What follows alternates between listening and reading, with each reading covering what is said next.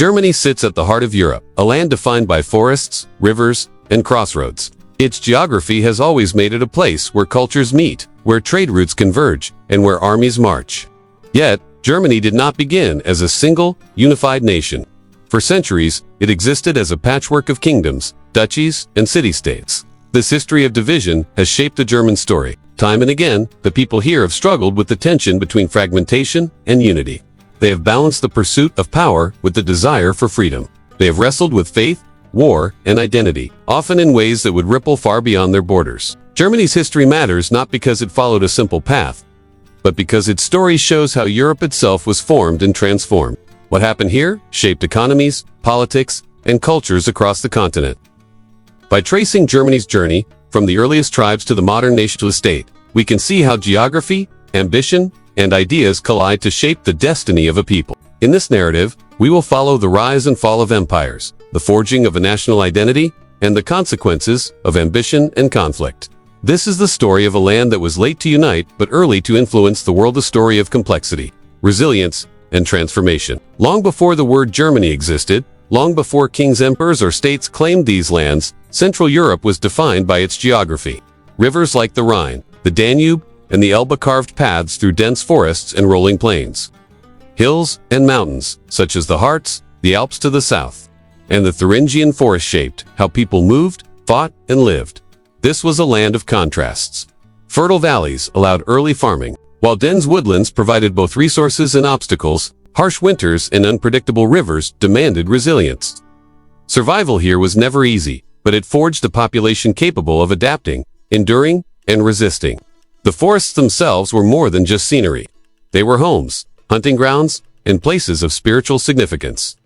To the earliest inhabitants, these woods were alive with mystery. They offered protection from invaders, but also challenged movement and trade.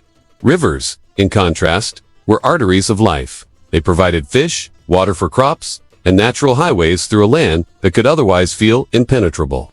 Settlements often clustered near these rivers, yet the rivers could also isolate communities, slowing the spread of ideas and the formation of large political structures. Geography, in many ways, dictated the rhythm of early life. The first peoples in this region were part of a larger European story. Archaeological evidence shows humans living here tens of thousands of years ago. Stone tools, pottery, and burial sites reveal societies that were increasingly complex. These were hunter-gatherers at first, following the herds and gathering wild plants. Over time, they began farming and domesticating animals, forming small communities. Life was local, rooted in survival, but these early people laid the foundations for more complex societies to come. By the first millennium BCE, Central Europe was home to what later historians would call the Celtic and Germanic peoples. Though these labels were broad and often imposed retrospectively, the Celts, living primarily in the west and south of the region, created fortified settlements known as oppida. They traded widely, crafting tools, weapons, and ornaments from iron and bronze. The Germanic tribes, often further east and north, were organized differently. Their societies were less centralized, more clan-based, with leadership often shared or contested within extended families. This distinction would prove important in later centuries. The Germanic peoples, in particular, developed a reputation among their neighbors for resilience and independence, a reputation forged, in part, by the land itself. Central Europe was never easy to conquer. The same forests and rivers that sustained life also protected it from outsiders. Empires that rose nearby, from the Celts to the Romans, found these lands difficult to control. The Roman Empire, in particular, would test the limits of conquest. Its legions swept through Gaul and Italy, and then into the Rhine and Danube valleys. Yet even the Romans, with their roads, forts, and armies, could never fully dominate the interior. The dense forests, wide rivers, and scattered settlements made conventional conquest costly and unpredictable. Germanic tribes resisted with guerrilla tactics, ambushes, and fierce loyalty to local leaders. The land itself seemed to fight back against imperial ambition. Climate, too, shaped the lives of early inhabitants. Winters could be brutal, crops could fail, and rivers could flood unpredictably. These challenges required communities to cooperate, to trade, and to innovate. Farming was not simply an economic activity. It was a matter of survival. Seasonal rhythms dictated social structures and ritual life. People developed beliefs and traditions closely tied to the cycles of nature, worshiping gods and spirits associated with rivers, forests, and storms. These beliefs reinforced local identities, making larger political unity more difficult in centuries to come. Trade existed, but it was slow and localized. The first long-distance exchanges connected Central Europe to the Mediterranean and the North Sea. Salt, timber, metals, and luxury goods moved along rivers and overland routes. These exchanges brought not only material wealth but also ideas, from technologies to religious practices.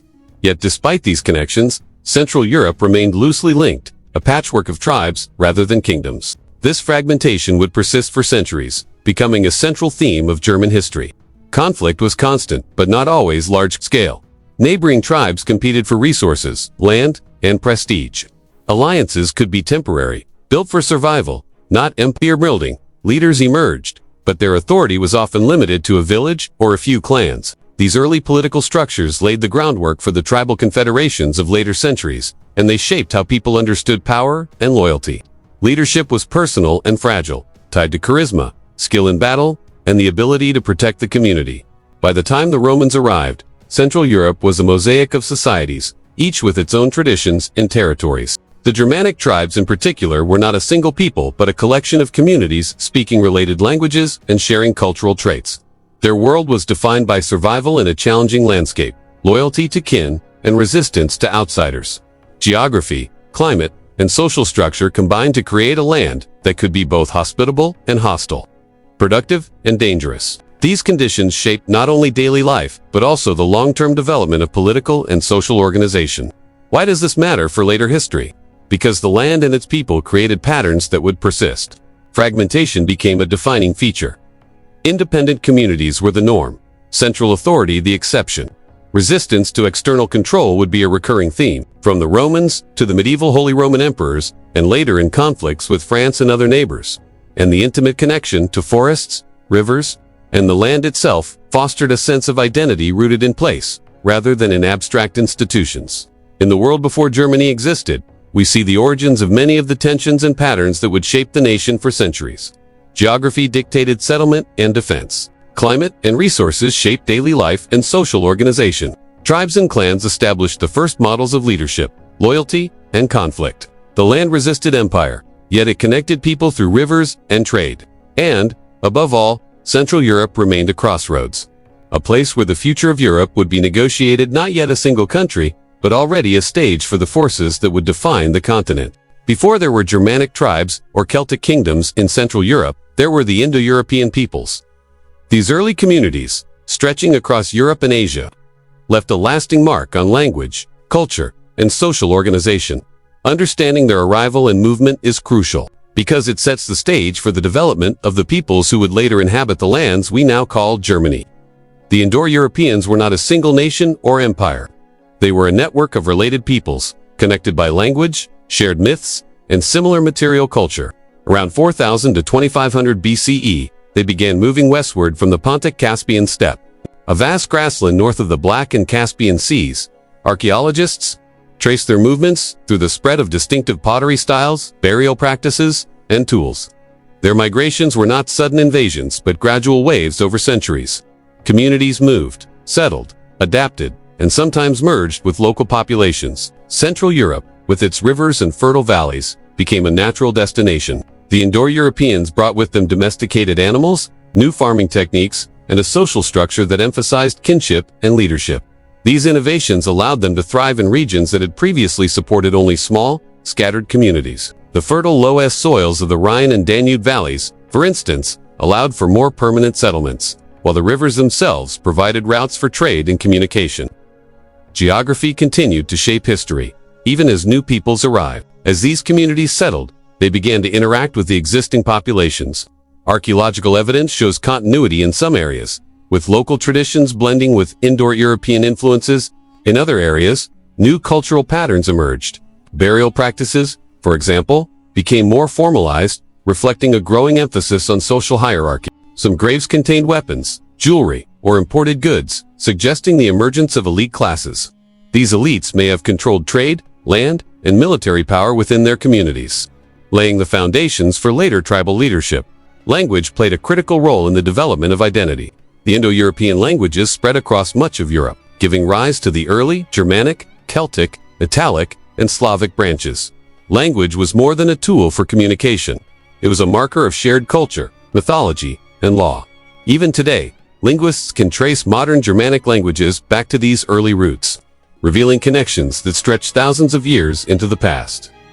Language helped communities maintain cohesion, even as they faced the challenges of migration, environmental change, and conflict. Migration patterns were shaped by both opportunity and necessity. Environmental pressures, such as climate shifts or soil exhaustion, may have pushed communities to move. The search for more fertile land, reliable water sources, and defensible positions drew Indo-European groups into Central Europe. These movements were gradual but transformative.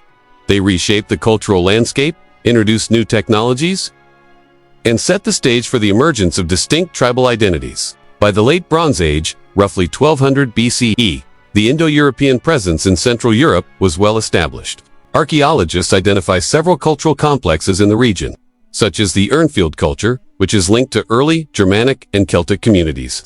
The Urnfield people practiced cremation, organized settlements around central hilltops or rivers, and engaged in long-distance trade. These networks facilitated the spread of ideas, from metallurgy to religious practices, creating a shared cultural horizon across much of Central Europe.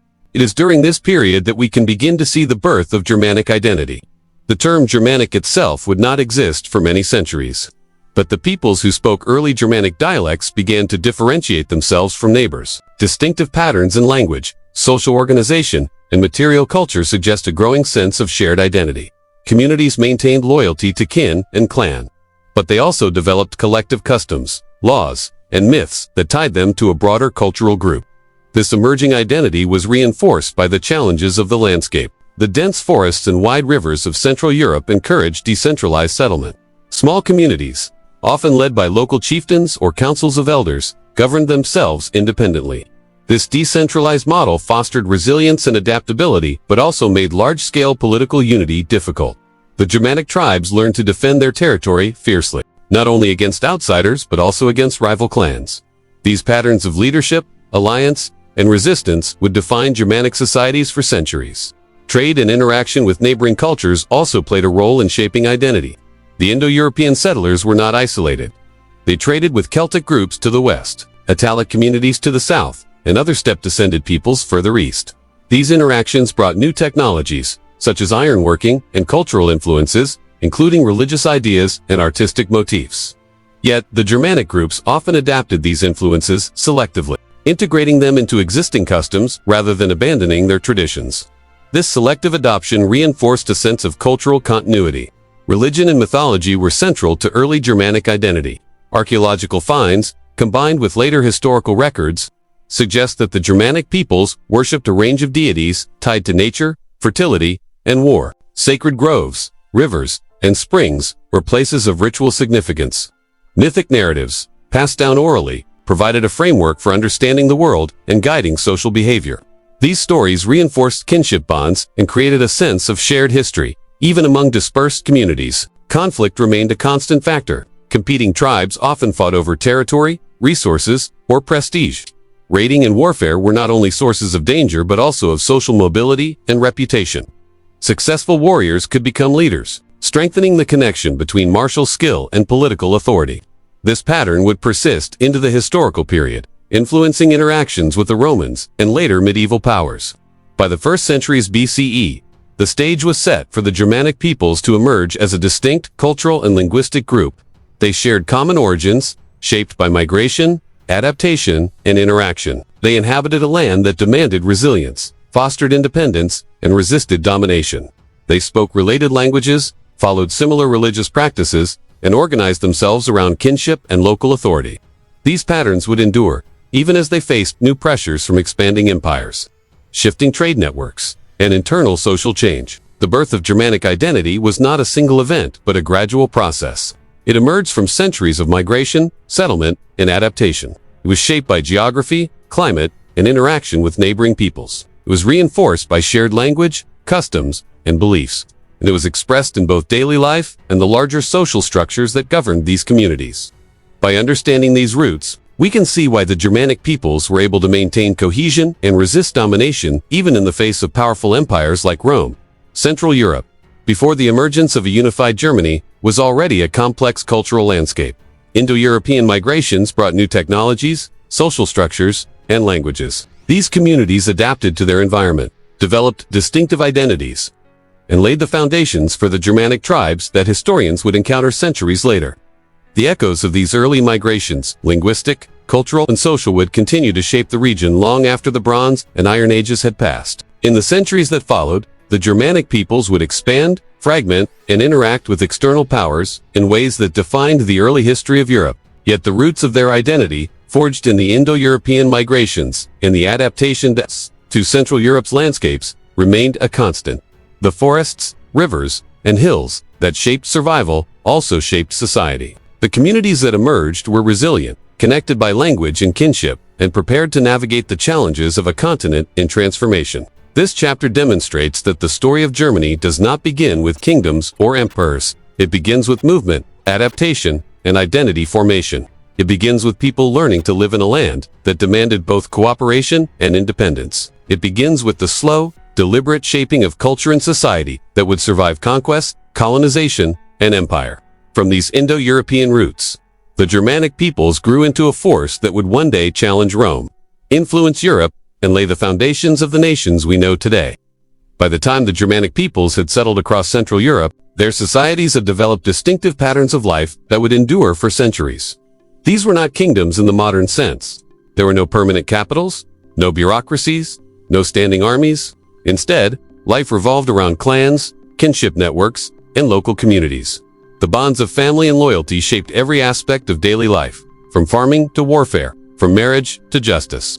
Clan structure and kinship. The Germanic tribes were organized around kinship. Extended families, or clans, formed the core of society. A clan could include dozens of households, sometimes stretching across villages. Leadership within the clan was usually hereditary, but it also depended on personal ability and respect. Chiefs or elders had to demonstrate wisdom, fairness, and strength. Leadership was not absolute. It was negotiated, maintained by loyalty and mutual obligation. A leader who failed to protect his people or who abused his power could be challenged, sometimes violently. Kinship ties were not only social, but legal. Disputes, crimes, and debts were often settled within the clan. Blood relations mattered deeply. Harming a member of another clan could trigger feuds which might last generations. Conversely, alliances between clans were cemented by marriage, treaties, and shared rituals. These networks created a balance of power across the landscape. They allowed communities to cooperate for defense and trade while preserving local autonomy. The sense of identity in the clan extended beyond immediate family. Members shared myths, oral histories, and rituals that reinforced their place in the wider tribe. Storytelling was essential. Tales of ancestors, legendary warriors, and past victories served not only as entertainment but as moral and social instruction. They reminded people of their obligations, their heritage, and the values of courage, loyalty, and honor. Farming, hunting, and trade. Daily life was rooted in the land. Farming was the backbone of survival. Villages cultivated grains such as barley, wheat, and rye, and raised livestock, cattle, pigs, sheep, and goats. Fields were rotated and shared among families, a communal effort that required cooperation. Farming was demanding, tied to seasonal cycles, weather, and soil fertility. Failure meant hunger or hardship, making the success of crops a matter of life and death. Hunting supplemented farming. Forests were rich with game. Deer, wild boar, hares, and birds provided meat, hides, and furs. Hunting required skill and knowledge of the land. It was both a practical necessity and a social activity. Young men honed their abilities in hunting parties, learning techniques that would later serve in war. Success in the hunt was a mark of skill, courage, and resourcefulness. Trade was limited but important. Rivers and overland routes allowed communities to exchange surplus, grain, livestock, and crafted goods. Salt, iron tools, weapons, amber, and luxury items moved across Central Europe. Trade was often personal and local, conducted by traveling merchants or traders who knew the land and the people. Long-distance trade existed, linking Germanic tribes to Celtic neighbors, the Mediterranean, and the North Sea. These exchanges brought both wealth and ideas, influencing social and cultural development. Role of women and family. Women held essential roles in Germanic society. They managed households, farmed alongside men, cared for children, and oversaw food preservation and textile production. In some cases, women could wield significant influence within the clan. They arranged marriages, managed property, and acted as mediators in disputes. Legends and sagas, written down centuries later, sometimes depict women as advisors, warriors, or heads of households, reflecting the respect accorded to them in oral traditions. Family life emphasized cooperation, mutual obligation, and continuity. Children were raised to understand their roles, their duties to the clan, and the importance of honor and reputation. Education was informal but rigorous. Young people learned farming, hunting, crafts, and storytelling, as well as martial skills for boys. Social norms, etiquette, and respect for elders were passed down orally. Kinship bonds extended beyond life, with ancestors honored through rituals, burial practices, and sacred sites. Marriage was both personal and political. It connected families, strengthened alliances, and secured property or land rights. Dowries and bride price arrangements formalized these bonds. Love and affection were valued, but practical considerations often shaped unions. Through marriage, clans could expand influence, create peace between rival groups, and ensure the continuity of property and leadership. Honor, loyalty, and warfare. Honor was the guiding principle of Germanic life.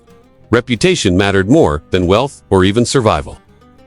Acts of courage, loyalty, and skill in hunting or combat could elevate a person's standing. Conversely, cowardice, betrayal, or theft could lead to social ostracism or vengeance. The concept of honor was inseparable from loyalty to family, clan, and tribe. Warfare was a constant reality. Conflicts over land, resources, or prestige were common. Tribes maintained small militias, often composed of able-bodied men trained in arms from adolescence. Leaders were expected to lead in battle, demonstrating personal valor. Success in warfare enhanced reputation, reinforced social hierarchies, and could secure wealth or territory. Battle was not always large-scale. Skirmishes, raids, and ambushes were common. These conflicts reinforced clan cohesion and martial culture. They also shaped diplomacy. Negotiation, tribute, and alliances could prevent war, but the threat of violence was always present. Germanic tribes learned to balance aggression with prudence, forming temporary confederations for defense while maintaining local autonomy. Religious beliefs intertwined with war and honor. Deities were associated with fertility, protection, and victory. Rituals before battle invoked divine favor. Sacred groves and rivers were sites of sacrifice and reflection. Victory was seen not only as a personal or political success, but as alignment with cosmic and divine order. Defeat could carry both social and spiritual consequences, reinforcing the moral and ethical codes that govern daily life. Social and cultural cohesion. The Germanic tribes maintained cohesion through shared customs, laws, and oral traditions. Laws were often unwritten, enforced through community consensus or kinship obligations. Dispute resolution relied on compensation, mediation, and public judgment. Blood feuds could erupt if honor was violated, but mechanisms existed to restore balance. Feasts, rituals, and seasonal celebrations reinforced community bonds. They combined entertainment with moral instruction, passing on knowledge and values. Storytelling was central, and the oral tradition preserved history, genealogy, and law in memorable, performative forms. Poetry, songs, and sagas shaped identity, reinforced social hierarchy, and celebrated the virtues most prized by the community: bravery, loyalty, skill, and wisdom. Trade, both local and long distance, introduced outside influences while preserving distinct cultural markers. Germanic communities adapted technologies and practices selectively, ensuring that integration with neighbors did not erode identity. This selective adoption would continue throughout history, allowing these societies to remain independent yet connected to broader European developments. Legacy of early Germanic life. The structures, values, and practices of these early tribes created patterns that endured into the historical period. The emphasis on clan loyalty, honor, and martial skill shaped interactions with Rome. The decentralized political structure made large-scale conquest difficult, but it also allowed resilience and adaptability. Social norms governing family, women's roles, and dispute resolution created stability within the clans, while myths and oral traditions preserved identity across generations. Germanic life, rooted in kinship, survival, and adaptation to the land, was far from static. Communities evolved, migrated, and interacted with neighbors. Yet the core principles in are loyalty, skill, and respect for the land remained constant. They would define the Germanic peoples as Rome advanced into their territories, setting the stage for the conflicts, alliances, and cultural transformations that would dominate Central Europe for centuries. By understanding the life of the early Germanic tribes, we see more than survival. We see a society organized around principles that would guide future generations. We see the roots of identity, cohesion, and resistance. And we see how ordinary life, farming, hunting, family, trade intertwined with extraordinary challenges, creating a culture capable of enduring conquest, migration, and the pressures of empire. The early Germanic tribes were not unified or centralized, but they were cohesive. They were defined by the land, by kinship, and by values that prioritized honor, loyalty, and adaptability.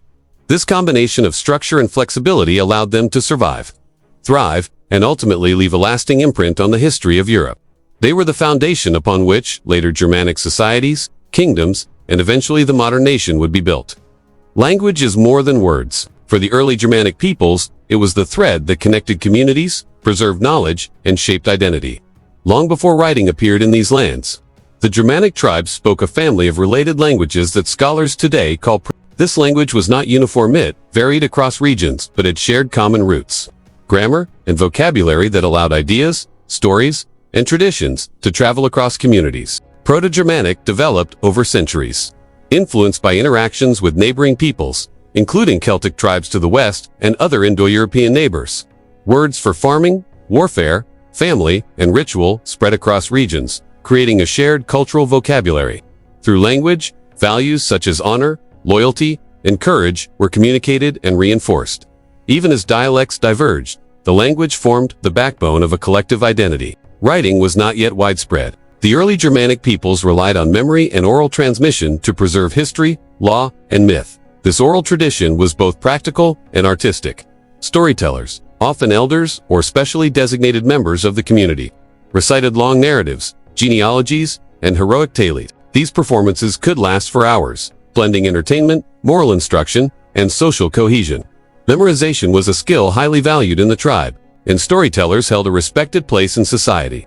Through oral tradition, knowledge of the past was maintained and adapted. Tales of ancestors, tribal victories, and moral lessons reinforced values and social norms. Myth and history were intertwined. Stories of gods, spirits, and legendary warriors were not abstract ideas. They were guides for living, frameworks for understanding the natural and social world. By recounting these tales, tribes preserved their collective memory, passing it from generation to generation. Religion and belief were inseparable from daily life. The early Germanic peoples saw the world as alive with spirits and deities who influenced every aspect of existence. Rivers, mountains, and celestial bodies were sacred. Rituals often took place in groves, near springs, or on hilltops, reflecting a profound connection to the landscape. Offerings, sacrifices, and ceremonies sought to maintain harmony with these forces, to ensure fertility, protection, and success in both farming and battle. Fate, or word, was a central concept. The Germanic peoples believed that destiny guided lives, often beyond human control. Warriors accepted that death in battle could be inevitable, but it was also a form of honor. Life was fragile, and mortality was ever present, but this awareness did not breed despair. It reinforced courage, responsibility, and the pursuit of deeds that would be remembered in stories and songs. Fate was not fatalism. It was a framework for action within a world full of unpredictability. The warrior culture was closely tied to these beliefs. Fighting was not merely physical, it was a moral and spiritual endeavor. Valor in battle, skill with weapons, and loyalty to kin elevated a person's reputation. Death in combat was often idealized. Burial practices reflected this, with grave goods such as weapons, tools, and ornaments included to accompany the deceased into the afterlife. These practices varied, but they consistently honored both the individual and the social values of the tribe. Honor extended beyond the battlefield. Ethical behavior, fairness in disputes, and adherence to custom reinforced cohesion. Blood feuds, for example, could escalate into prolonged conflict, but mechanisms such as compensation or mediation allowed communities to restore balance. Storytelling reinforced these codes, illustrating consequences for courage, cowardice, loyalty, or betrayal. In this way, language, myth, and ritual were not abstract, they were the mechanisms by which society functioned. Germanic mythology was rich and complex, populated by gods, spirits, and legendary heroes. Deities like Woden, Thor, and Frey represented different aspects of life: wisdom, strength, fertility, and war. Rituals celebrated these gods at seasonal festivals, marking sowing and harvest, life and death, and the cycles of nature. Sacred objects, talismans, and symbols conveyed power and protection. Mythology provided moral frameworks and explained the forces shaping the world. Linking the natural, social, and spiritual realms, the oral tradition also preserved history through legendary narratives. Heroes like Arminius, who famously resisted Rome in the Battle of the Teutoburg Forest, became figures of cultural memory long before historians recorded them. These stories were not always literal history, they blended fact, interpretation, and myth, but they provided a shared understanding of values, identity, and communal memory. Heroic tales inspired courage, reinforced kinship bonds, and validated the social order. Death was intertwined with myth and belief. Burial practices varied, but they reflected a worldview in which the dead continued to exist in some form. Cremation, inhumation, and grave goods all indicate that the afterlife was considered real and meaningful. Warriors were buried with weapons, chieftains with symbols of authority, and ordinary people with tools of daily life. These practices honored the individual while reinforcing the collective values of the tribe. Life and death were linked through ritual, myth, and memory. Language, belief, and myth were not static. As Germanic tribes migrated, interacted with neighbors, and faced new challenges, these elements adapted. Trade brought foreign objects, ideas, and words, yet Germanic oral tradition absorbed and reshaped them. Encounters with Rome, Celtic tribes, and later Christian missionaries would further influence beliefs and practices. But the core cultural framework, language, oral history, reverence for nature, warrior ethics, and understanding of fate remained remarkably resilient. This cultural foundation provided more than identity. It offered practical guidance for living, mechanisms for social cohesion, and frameworks for leadership and law. By linking the spiritual, ethical, and practical aspects of life, language and myth created communities capable of enduring hardship, resisting conquest, and navigating the complexities of a world shaped by both human ambition and natural forces. Understanding the early Germanic worldview is crucial for understanding later history. It explains why these peoples were able to resist Roman conquest, why loyalty and personal honor remained central through the medieval period, and why myths and sagas continued to influence cultural memory for centuries. The intertwining of language, belief, and myth shaped how Germanic societies interpreted the world, governed themselves, and remembered their past. The legacy of these early practices is profound. Even as tribes evolved, merged, or fell under external rule, the core values persisted. Oral tradition preserved history before writing became widespread. Language maintained cohesion across dispersed communities.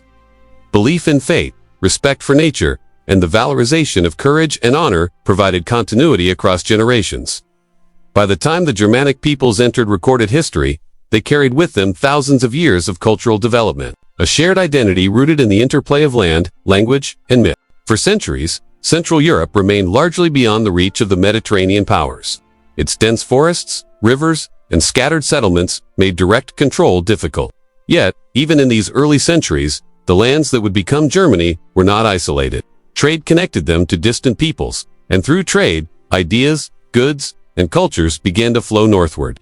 One of the most important connections was the Amber Road. Amber, fossilized tree resin, prized for jewelry and ritual purposes, flowed from the Baltic Sea south to the Mediterranean. Roman and Greek elites valued it highly, and merchants traversed hundreds of kilometers to acquire it. The trade routes themselves were a network of rivers, paths, and passes through the forests, connecting the northern tribes to distant cities like Rome, Massalia, and Athens. Along these routes, not only goods but also ideas, technologies, and cultural practices moved. Early Germanic communities were both suppliers and consumers, exchanging amber furs, honey, and animal products for wine, olive oil, metal tools, and coins. Greek and Roman writers began to take notice of these northern peoples. They called them Germani, a term likely first used by Caesar, and described them as fierce, forest-dwelling warriors. Greek accounts, written earlier, often depicted the people of Central Europe as distant, exotic, and sometimes savage. Rome's perception was more precise, shaped by trade, diplomacy, and eventually conflict. These Mediterranean authors framed the Germanic tribes through the lens of contrast: free, untamed, and physically robust in ways the sedentary Mediterranean world admired but also feared. Cultural misunderstandings were inevitable. Romans were accustomed to cities, formal armies, and written law. Germanic communities were decentralized, mobile, and governed by oral traditions and kinship networks.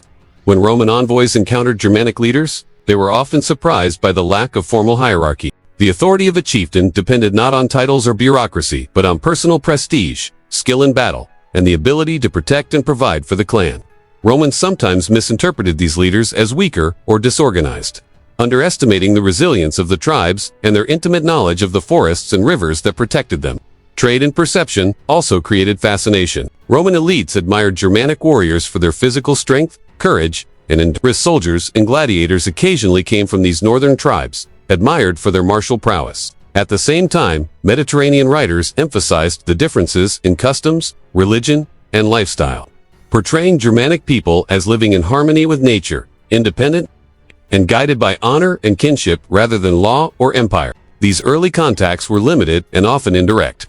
Greek and Roman traders, envoys, and occasional armies ventured north. But the vast forests of Germania acted as both highway and barrier. They allowed goods to flow, but they protected the tribes from rapid conquest. Germanic groups could resist or retreat, regrouping in familiar terrain that outsiders struggled to navigate. This dynamic would define much of their relationship with Rome in the centuries to come. Even minor misunderstandings could escalate. Roman military expeditions sometimes provoked conflict because they ignored local customs or underestimated the cohesion of tribal networks. Germanic leaders, defending honor, territory, or trade rights, could respond decisively. Small disputes could quickly turn into battles, shaping a pattern that would culminate in later confrontations like the Battle of the Teutoburg Forest. Religion and ritual also influenced these early encounters. Mediterranean writers often interpreted Germanic practices through their own cultural lens, labeling them as superstition or barbarism. In reality, rituals surrounding rivers, sacred groves, and seasonal festivals were deeply integrated with daily life, social hierarchy, and diplomacy. Understanding these practices was essential for trade and negotiation, yet the Romans and Greeks rarely did so. By the 1st century BCE, the Mediterranean world and Central Europe were connected but divided. Trade, perception, and occasional conflict brought these worlds into contact.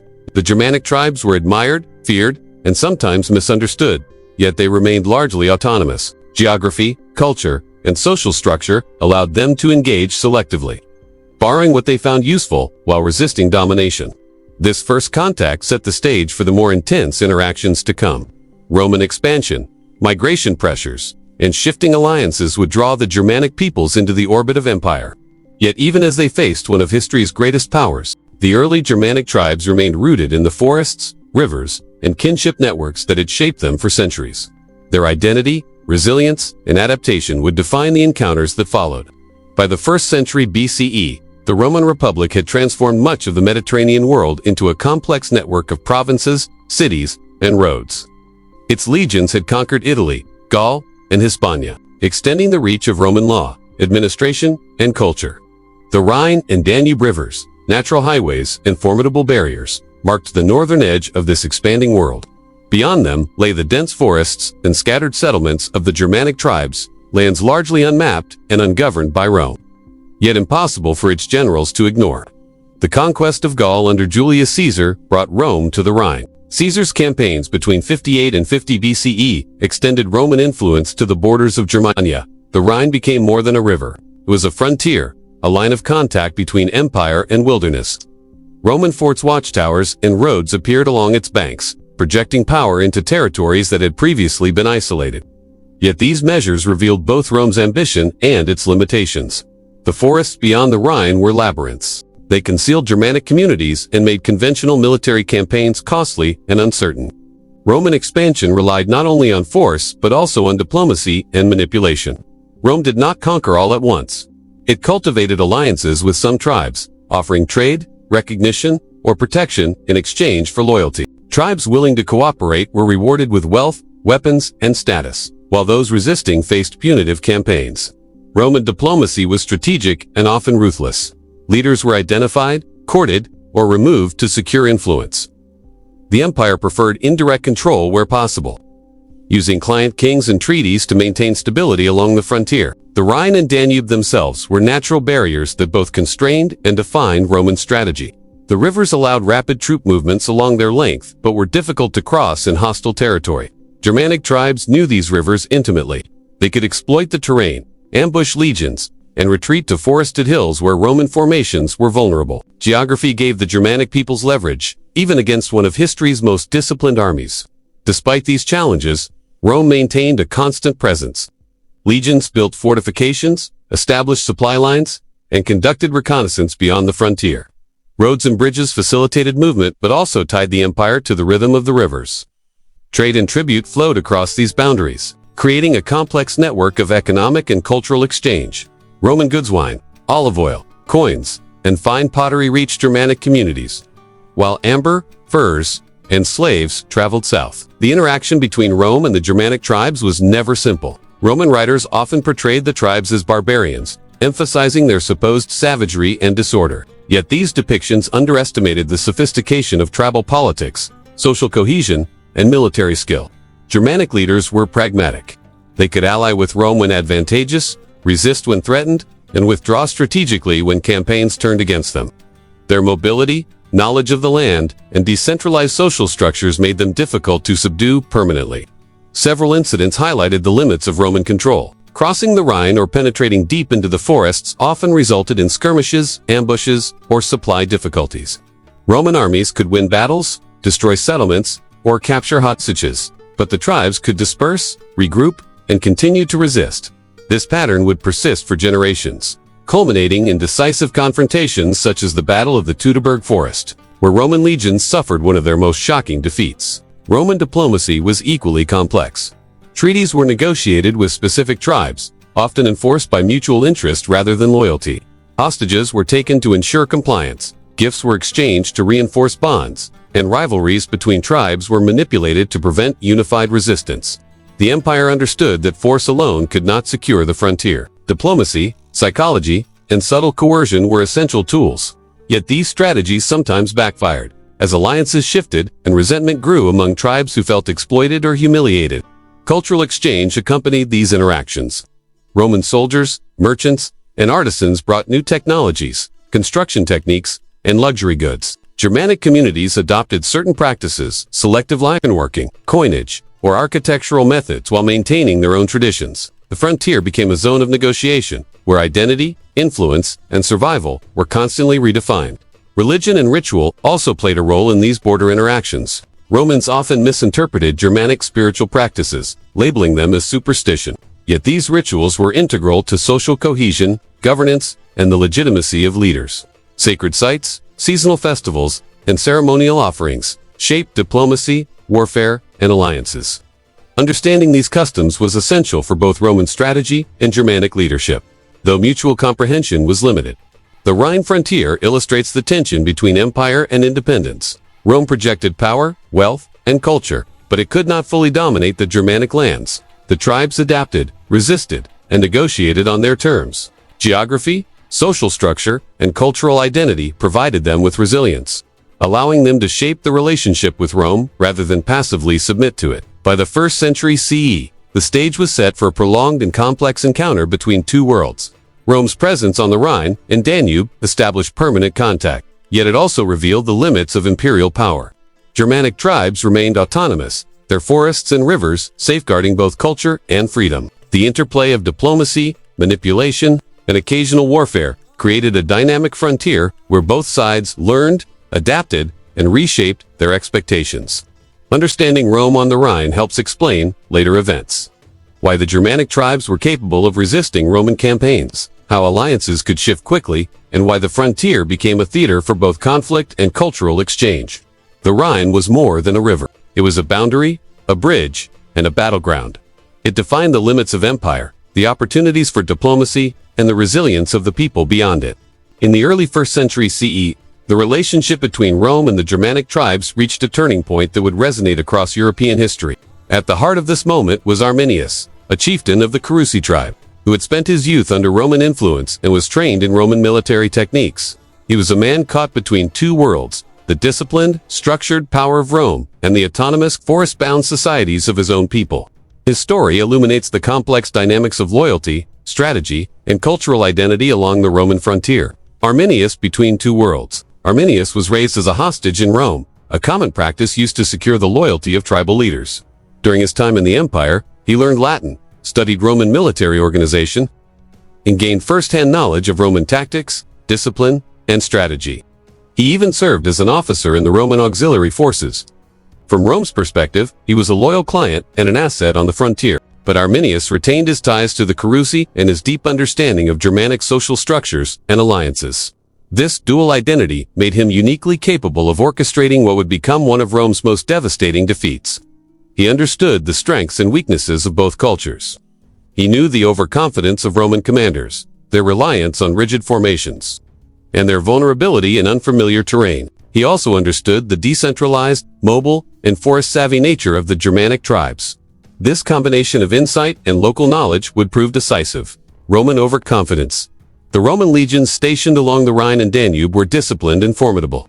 They had conquered Gaul, subdued Hispania, and faced powerful enemies across the Mediterranean.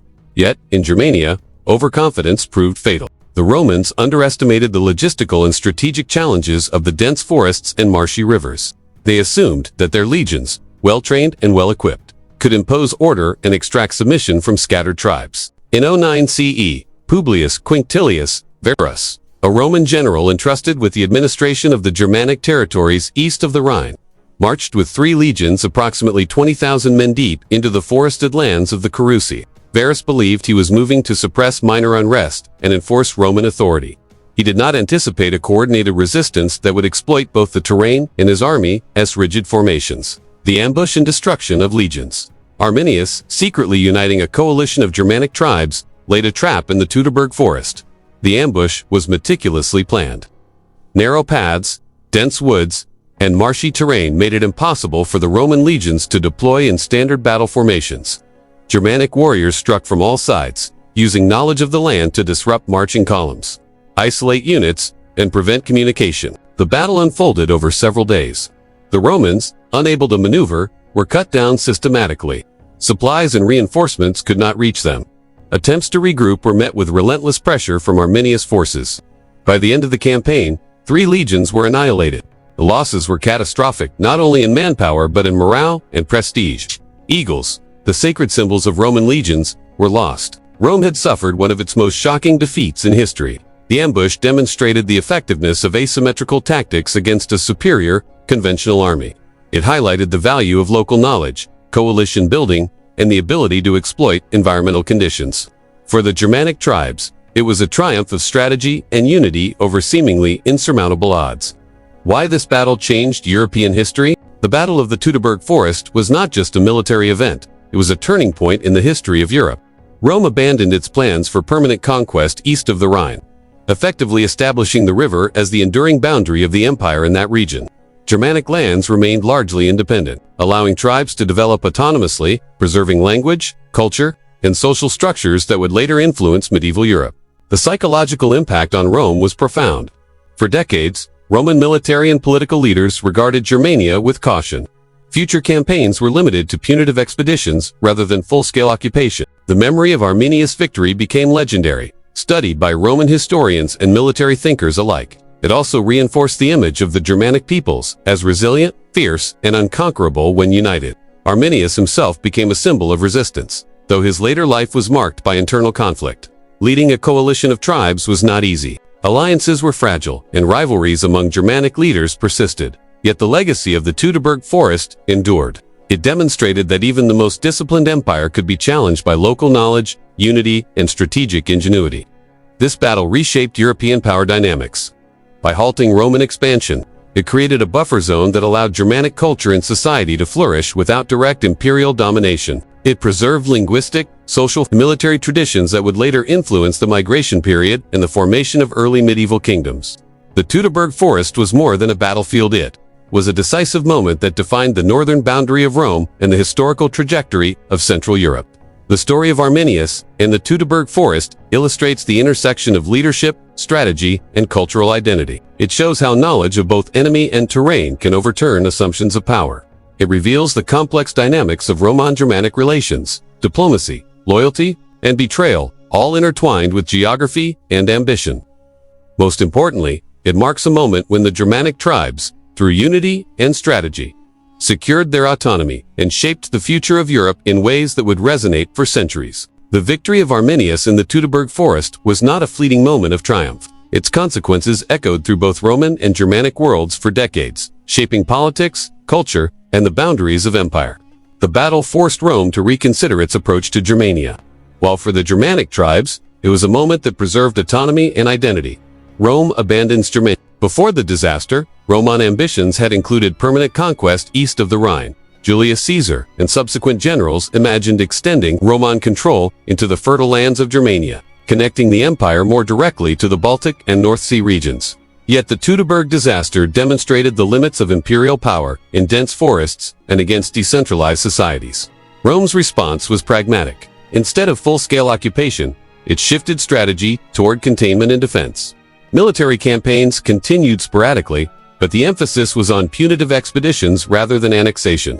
Roman historians later emphasized the lessons learned. Even disciplined legions could be vulnerable without knowledge of terrain, intelligence, and cooperation with local allies. The Rhine became the permanent boundary of the Roman Empire in this region. Along its banks, forts and garrisons were maintained, roads were built, and patrols monitored tribal activity. The frontier was designed not as a line of conquest, but as a buffer protecting Roman territories from raids while allowing local tribes to maintain relative autonomy beyond the river. This shift in policy reflected both military caution and a recognition of the cultural and logistical challenges of Germania, creation of a permanent frontier. The Roman frontier, or limes, was more than a line on a map. It was a system of fortifications, watchtowers, roads, and supply lines designed to control movement and trade. It allowed Rome to exert influence without direct administration. Using diplomacy, client relationships, and selective intervention, the Rhine and Danube limes became templates for frontier management in other regions, balancing force with negotiation. For the Germanic tribes, the Roman frontier was a mirror, reflecting both opportunity and limitation. Proximity to Roman trade brought wealth, goods, and technologies, yet it also imposed political pressures. Tribes navigated this landscape carefully, engaging in alliances, hostilities, or opportunistic raids depending on circumstances. The presence of Rome shaped tribal politics, encouraging the emergence of stronger chieftains and coalitions capable of interacting with, or resisting, the empire. Germanic independence preserved. Most importantly, the aftermath of Teutoburg preserved Germanic independence in the long term. The dense forests, rivers, and decentralized social structures continued to protect tribal lands from permanent occupation. Germanic languages, customs, and laws remained largely intact, allowing culture to evolve on its own trajectory. Over the centuries, these societies maintained a distinct identity, even as some tribes migrated or interacted with the Roman world. The psychological impact was equally significant. The memory of victory fostered a sense of collective identity and pride. Tales of Arminius circulated widely, preserved in oral tradition, and later recorded by Roman historians. They emphasized courage, unity, and resistance values that would influence Germanic societies for generations. The battle became a cultural touchstone, symbolizing the possibility of standing against overwhelming power without losing autonomy.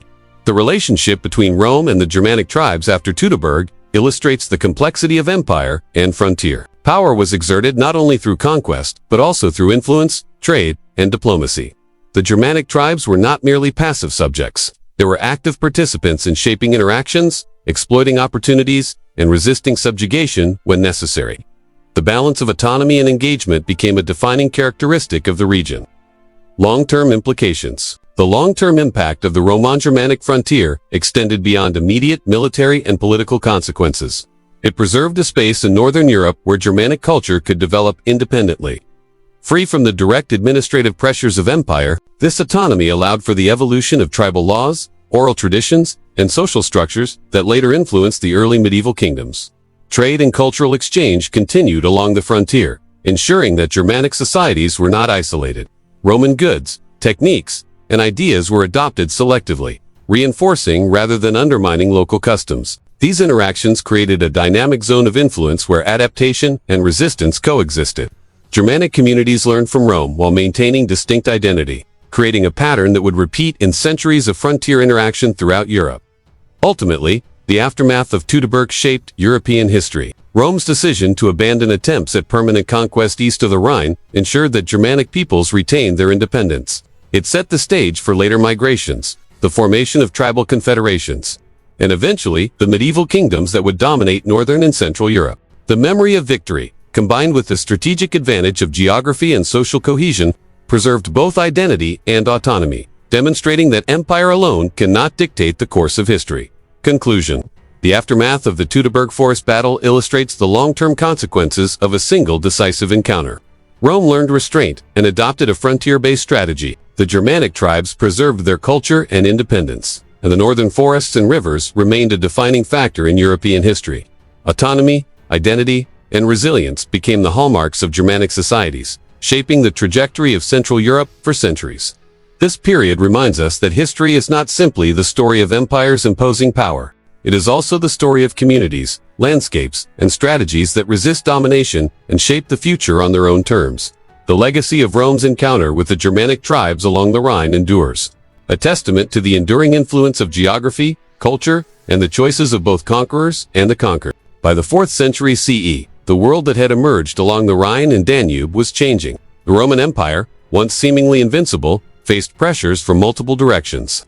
From the east, nomadic groups, such as the Huns, moved across the Eurasian steppes, displacing established peoples. From the south, Germanic tribes encountered shrinking Roman authority, shifting economies, and new opportunities. This period, often called the Migration Age or transformed Europe and set the stage for the emergence of medieval kingdoms. Pressures from east and south.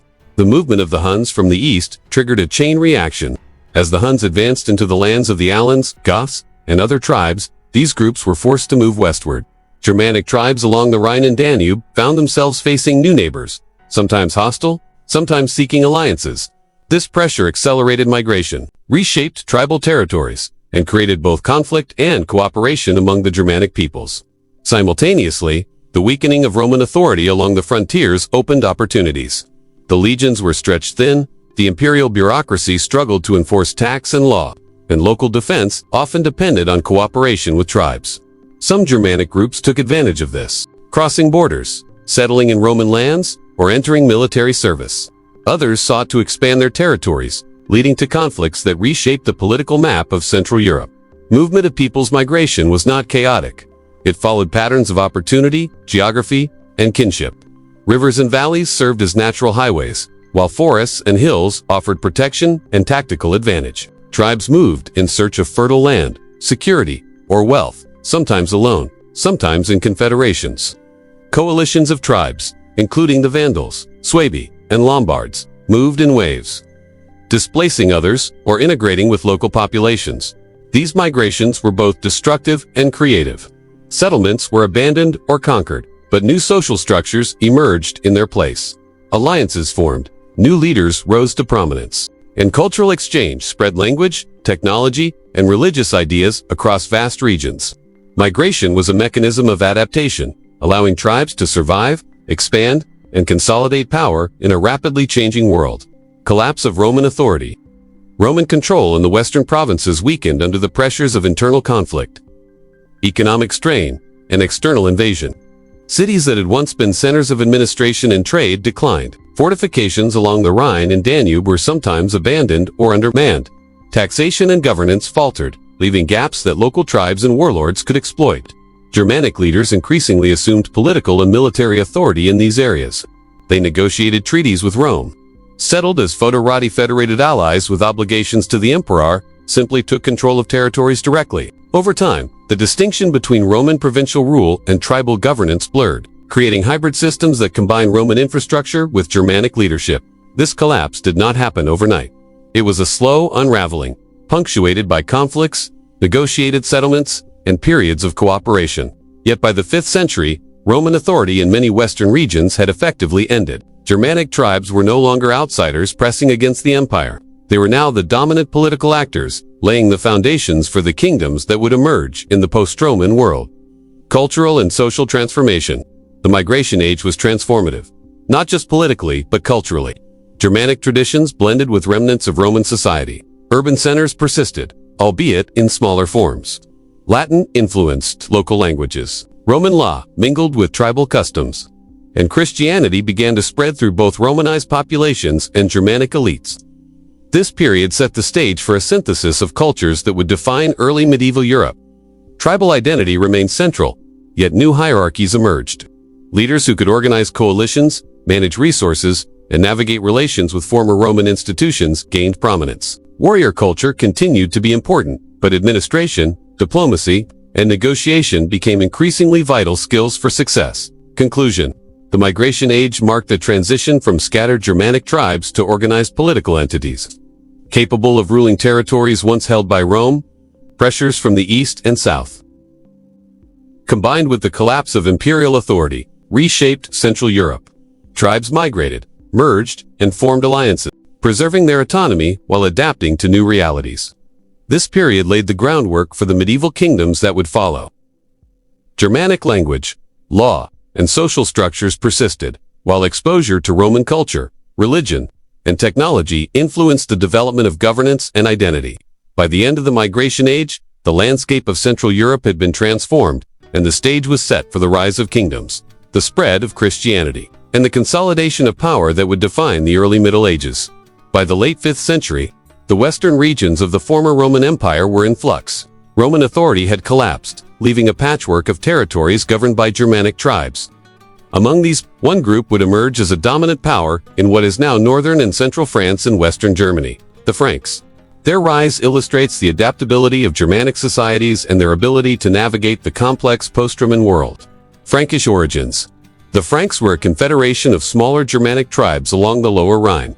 Their name appears in Roman sources as early as the 3rd century CE, used to describe free, semi-nomadic groups who sometimes raided Roman territories, but also served as allies or federated troops.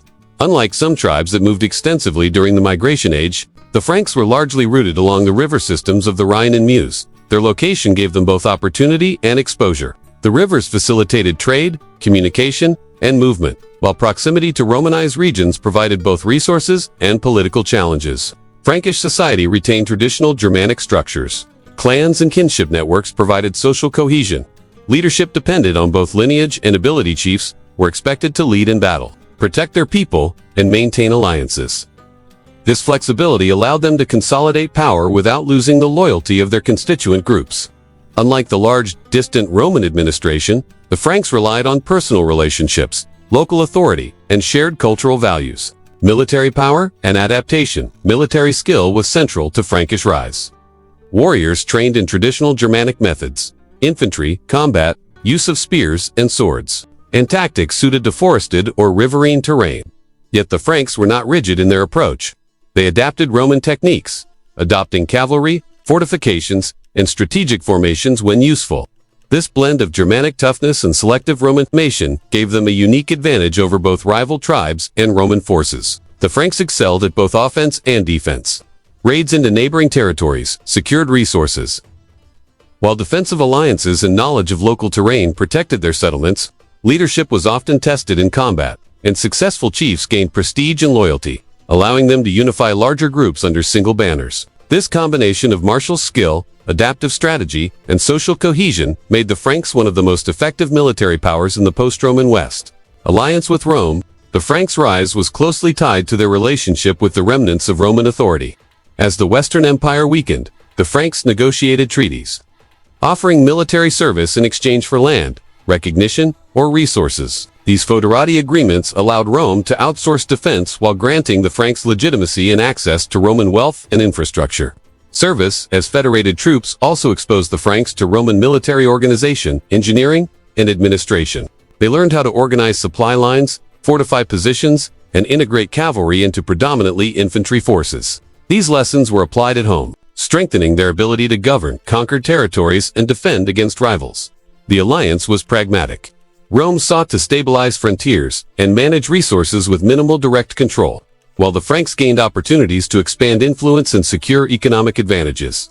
Over time, these arrangements laid the groundwork for Frankish authority to extend beyond the Rhine and into former Roman Gaul, setting the stage for the emergence of a kingdom capable of uniting much of northern Europe. The rise of the Franks illustrates the combination of tradition and adaptation that characterized post-Roman Germanic societies. Rooted in clan structures and martial culture, they retained the social cohesion necessary to maintain identity and loyalty. At the same time, exposure to Roman military and political systems allowed them to innovate, expand, and consolidate power. By forming strategic alliances with Rome, the Franks gained legitimacy, resources, and experience, enabling them to transition from a coalition of tribes to a dominant political force. Their rise set the stage for the establishment of the Merovingian dynasty. The eventual unification of the Frankish kingdom, and the foundations of medieval European states. In this way, the Franks exemplify the broader story of Germanic transformation from tribal communities into organized kingdoms that could inherit and reshape the legacy of Rome. At the turn of the 6th century, the Frankish kingdom stood on the threshold of transformation. Clovis, son of Childeric, was the first to unite the Franks under a single ruler, and his conversion to Catholic Christianity marked a decisive turning point, not just for his reign, but for the trajectory of Germanic and European history. Faith became both a personal commitment and a political instrument, intertwining religion with power in ways that would resonate for centuries. Conversion to Catholic Christianity. Clovis' conversion was more than a spiritual choice. It was a strategic and cultural moment. Many Germanic tribes, including the Visigoths and Ostrogoths, had adopted Arian Christianity, a branch of the faith considered heretical by the Roman Catholic Church. By contrast, Clovis embraced Catholicism, the version of Christianity endorsed by the Roman Church, aligning himself with the religious traditions of the former Roman populace in Gaul, according to contemporary sources, including Gregory of Tours. Clovis' conversion followed his victory in battle against a rival tribe. In a moment of crisis, he prayed to the Christian God for success, and, upon triumph, was baptized in Reims by Saint Remigius. The baptism was both ceremonial and symbolic. It signaled the Frankish ruler's acceptance of a higher moral authority, while also signaling to his subjects, allies, and enemies that his kingship now carried spiritual legitimacy. Political meaning of faith. Clovis' choice had profound political consequences. By converting to Catholic Christianity, he differentiated himself from other Germanic rulers who remained Arian, creating a bridge between the Franks and the Gallo-Roman population of southern Gaul. This alignment facilitated alliances, eased governance, and expanded Clovis' influence beyond traditional Frankish territories. Christianity provided a framework for kingship that went beyond mere force. Authority was now seen as sanctioned by God. Rituals, oaths, and ceremonies reinforced this divine legitimacy. Church leaders became powerful allies, able to support kingship, mediate disputes, and influence succession. Their relationship between the throne and the altar became a cornerstone of early medieval governance, a model repeated in later Germanic kingdoms across Europe. Birth of Christian kingship in German lands. Clovis' reign established the precedent of Christian kingship among the Germanic peoples. The Frankish monarchy was no longer purely tribal. It was also a spiritual institution. By integrating faith into rulership, Clovis helped unify diverse groups under a common moral and political framework. Christian rituals, observances, and holidays became part of social and political life, embedding the church into the structures of power. This integration had long-term effects. It reinforced social cohesion, legitimized expansion into Romanized territories, and set the stage for the future relationship between monarchy and church in medieval Europe. Clovis' baptism symbolized a turning point where Germanic identity and Roman religious tradition converged, creating a new model for rulership and governance. The alliance between the Frankish kings and the church also helped Clovis consolidate power over other Frankish and Germanic tribes. Christian bishops and clergy could mediate disputes, endorse rulers, and extend moral authority into regions beyond immediate control. This network became a critical tool for maintaining cohesion in a society still organized, largely around kinship and local allegiance. Conclusion. Clovis's adoption of Catholic Christianity reshaped the political and cultural landscape of early medieval Europe. Faith became a tool of unification, a source of legitimacy, and a bridge between Romanized populations and Germanic traditions. Christian kingship, inaugurated by Clovis, set a pattern that would influence the rise of the Merovingians, the Carolingians, and later medieval monarchs. The significance of Clovis' conversion extends beyond religion. It illustrates how strategic adaptation of belief can reinforce power, unify diverse populations, and create lasting institutions. In the broader story of German history, Clovis represents the moment when tribal leadership began to evolve into structured monarchy, guided by both martial strength and spiritual authority.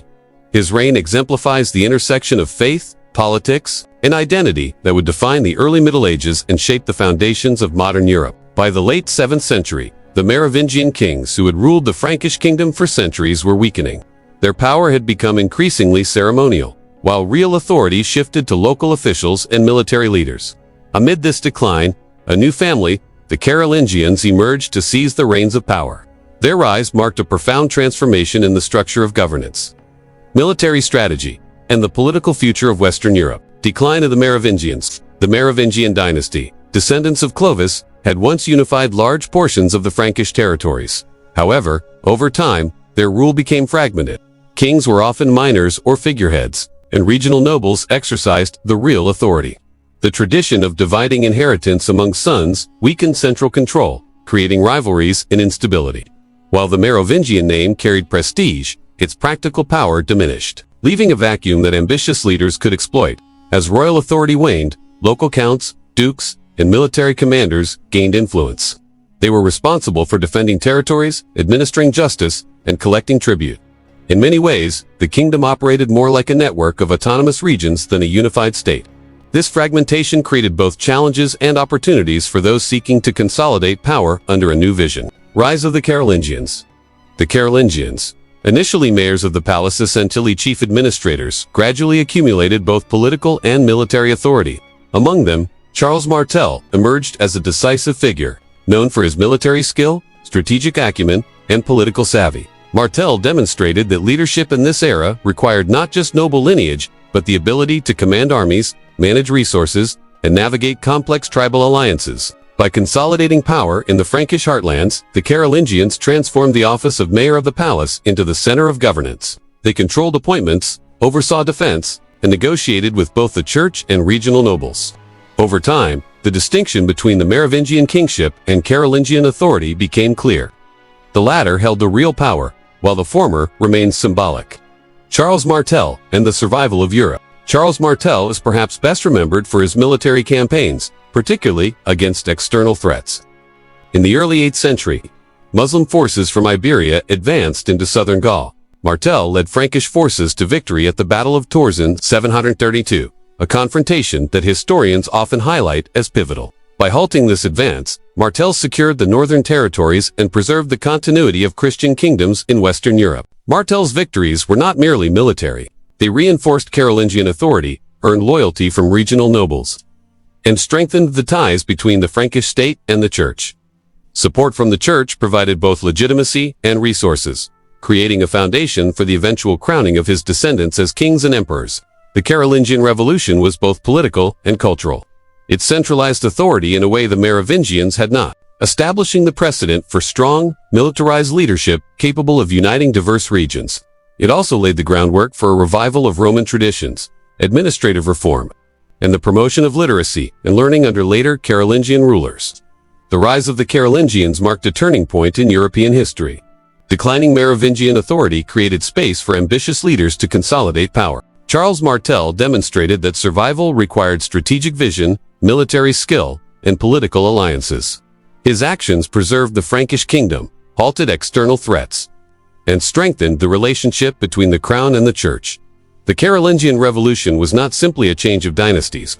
It was a transformation in governance, military organization, and cultural orientation. It set the stage for the emergence of Charlemagne and the concept of a European empire rooted in both political authority and religious legitimacy.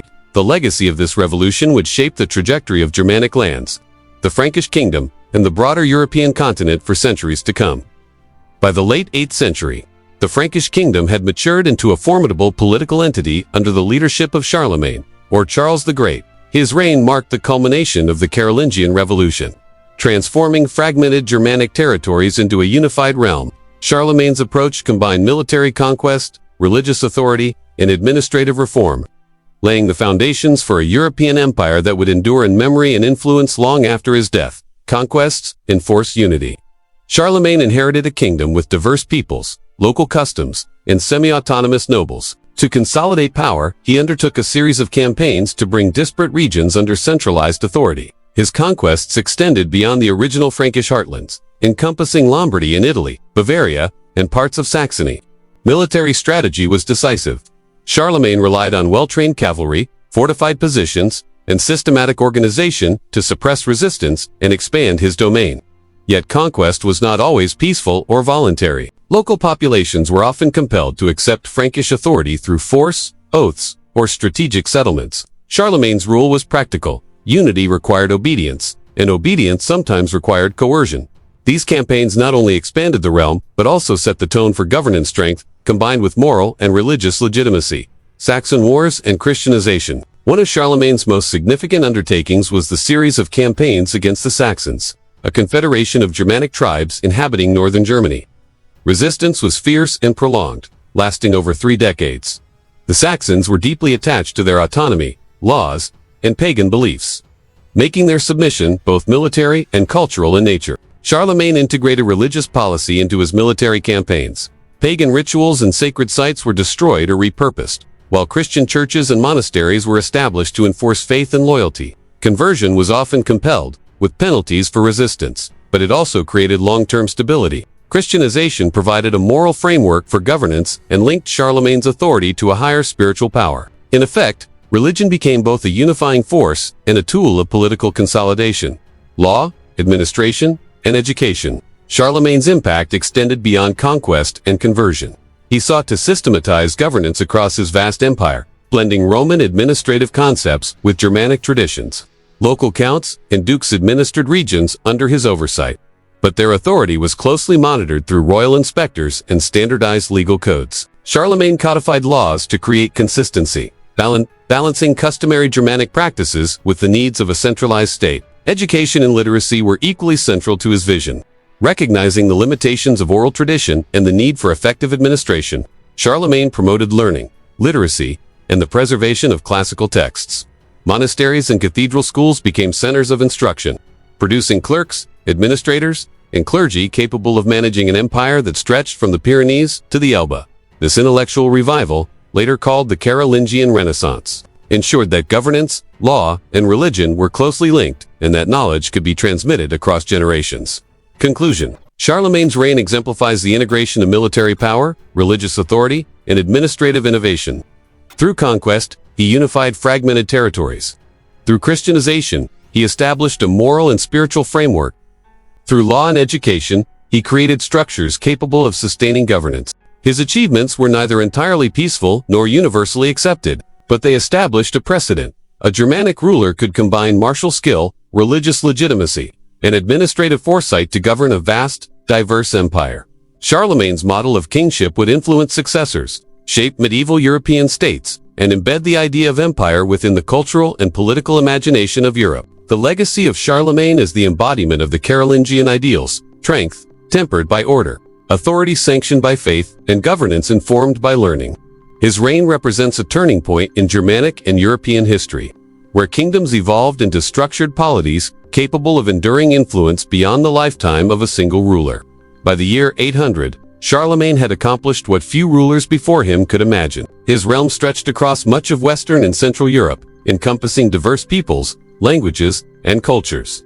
On Christmas Day, in a moment that would echo through history, Charlemagne was crowned Emperor of the Romans by Pope Leo III in Rome. Symbolic act that fused secular authority with spiritual legitimacy and revived the idea of a Western Roman Empire under Germanic leadership. Crowned Emperor.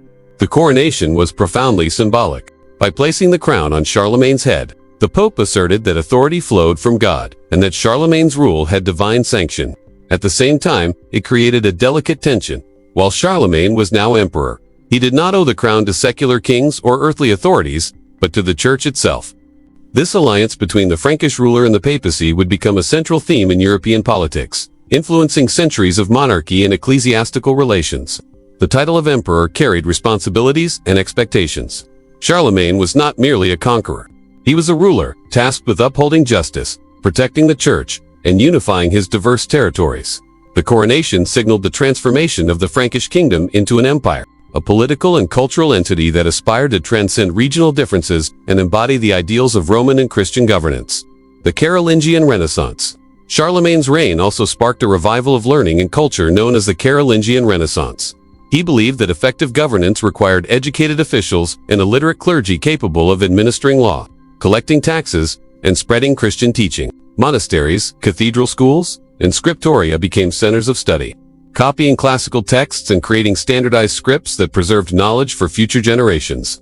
This intellectual revival went beyond practical administration. It fostered the study of theology, philosophy, and law, connecting the Germanic world with the traditions of Rome and the Mediterranean.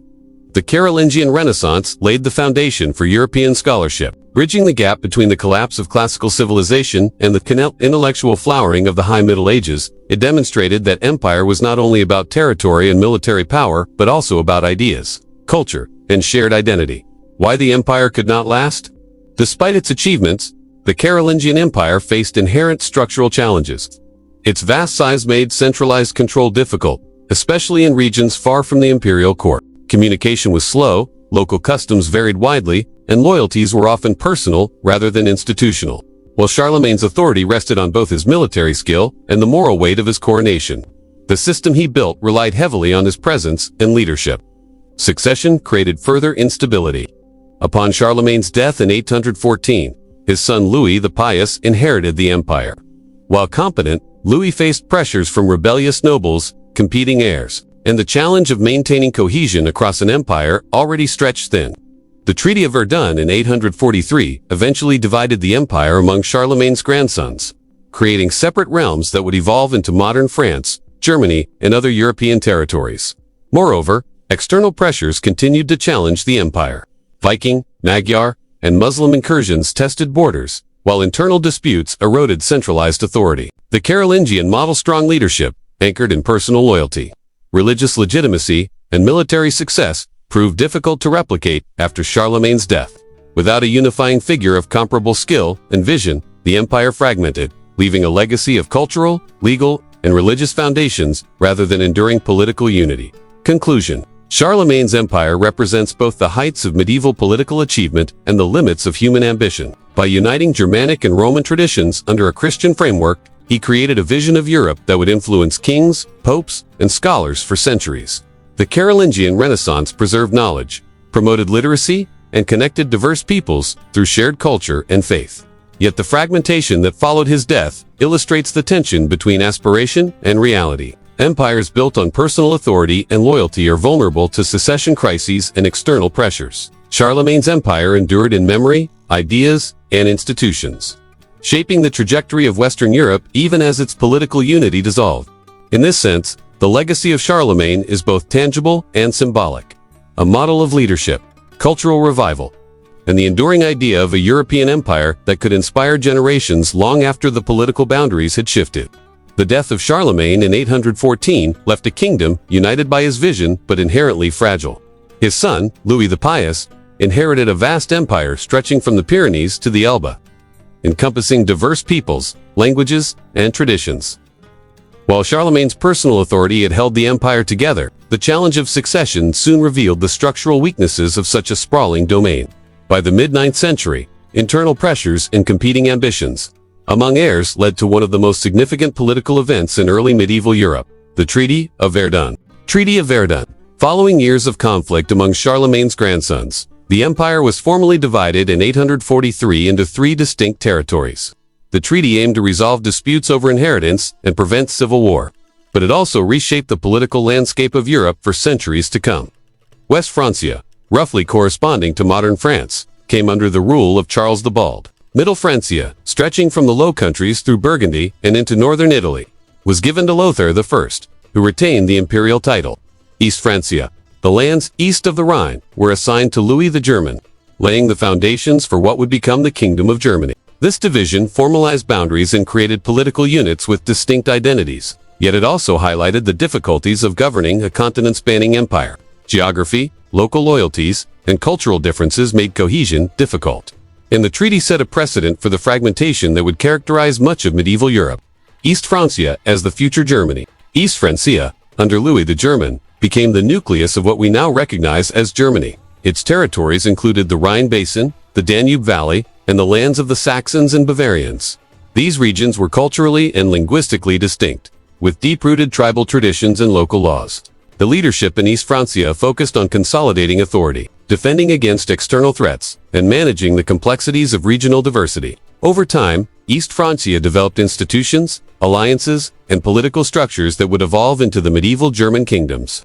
While it did not immediately resemble a unified state, it established the foundation for a political entity that would endure through successive dynasties, eventually becoming the Holy Roman Empire. The Rhine, forests, and rivers remained defining features, shaping defense, trade, and settlement patterns. East France's rulers learned from the successes and failures of Charlemagne's empire, balancing central authority with respect for local customs. This combination of inherited imperial ideals and adaptation to local conditions shaped the trajectory of German history for centuries. Births of regional identities. The division of the empire reinforced regional identities across Europe. West Francia developed its own political and cultural character, influenced by the legacy of Roman Gaul and Frankish traditions. Middle Francia, with its elongated and geographically fragmented territories, struggled to maintain cohesion, often contested by neighboring rulers. East France's regional identity was rooted in its Germanic heritage, shaped by the legacy of Saxons, Bavarians, and other tribes. Local laws, oral traditions, and warrior culture persisted. Even as the influence of Christianity and Carolingian administrative practices spread, over time, these regional characteristics became defining elements of emerging kingdoms, influencing law, governance, and social organization. The Treaty of Verdun thus marked not only a political division, but also a cultural and historical turning point. By formalizing the separation of territories, it allowed regional identities to crystallize while preserving the broader legacy of Charlemagne's empire. These identities would play a central role in the development of medieval Europe, shaping alliances, conflicts, and the eventual rise of nation-states. The division of Charlemagne's empire illustrates the challenges of sustaining a multi-ethnic, continent-spanning realm. The Treaty of Verdun created political units that would evolve independently, with East Francia becoming the seed of future Germany. Regional traditions, tribal legacies, and local governance structures survived alongside inherited imperial institutions, forming the foundation for centuries of German history. This moment demonstrates how political decisions, geography, and culture intersect to create lasting historical outcomes. The fragmentation of the Carolingian Empire did not erase Charlemagne's legacy. Rather, it shaped the path of Europe by preserving diversity, fostering regional development, and laying the groundwork for the complex political landscape of the Middle Ages. By the mid-10th century, East Francia, to the eastern portion of Charlemagne's divided empire, faced both internal fragmentation and external threats. Political power rested not only on the king's military strength, but also on alliances with powerful nobles and the church. It was in this environment that Otto the Great rose to consolidate power, defend the kingdom, and lay the foundations of what would become the Holy Roman Empire. Defense against invasions. Otto's reign coincided with a period of frequent invasions. Magyars swept from the east, raiding settlements and disrupting trade. Slavic tribes pressed from the northeast, and Viking incursions still threatened northern rivers and coastlines. Otto recognized that defending the realm required both military organization and strategic foresight. He reorganized the army, relying on heavily armored cavalry supported by infantry drawn from loyal dukes. Regional fortresses and watchtowers were strengthened, while local lords were entrusted with defense but held accountable to the king. Otto also built networks of alliances through marriage, diplomacy, and oaths of loyalty, ensuring that the kingdom could respond cohesively to multiple threats. The most significant military challenge came from the Magyars. In 90, this triumph not only secured his kingdom's borders, but also reinforced his authority, demonstrating that a king could unify Germanic principalities under a single military command. It was a turning point that marked the emergence of a more centralized political authority in East Francia, alliance with the church. Otto's power rested as much on spiritual authority as on military strength. Like Charlemagne before him, he recognized the church as a key partner in governance. Bishops and abbots were appointed to administrative positions, acting as loyal intermediaries between the crown and local populations. The church provided education, record-keeping, and moral legitimacy tools essential for managing a diverse and fragmented kingdom. Otto also intervened in Italian politics to protect the papacy. By supporting the Pope against rivals in Rome, he secured both religious endorsement and strategic influence in Italy, extending his prestige beyond East Francia. The alliance between king and church became a defining feature of medieval German kingship, reinforcing authority and integrating spiritual and temporal power. Imperial coronation. In 90, Otto's relationship with the papacy culminated in his coronation as Emperor of the Romans by Pope John XII. This act revived the imperial title in the West and established the precedent of German kingship linked with the Holy Roman Empire. Unlike Charlemagne, whose coronation in 800 was partly symbolic, Otto's coronation reflected the consolidation of authority, the defense of Christian lands, and the integration of secular and ecclesiastical power.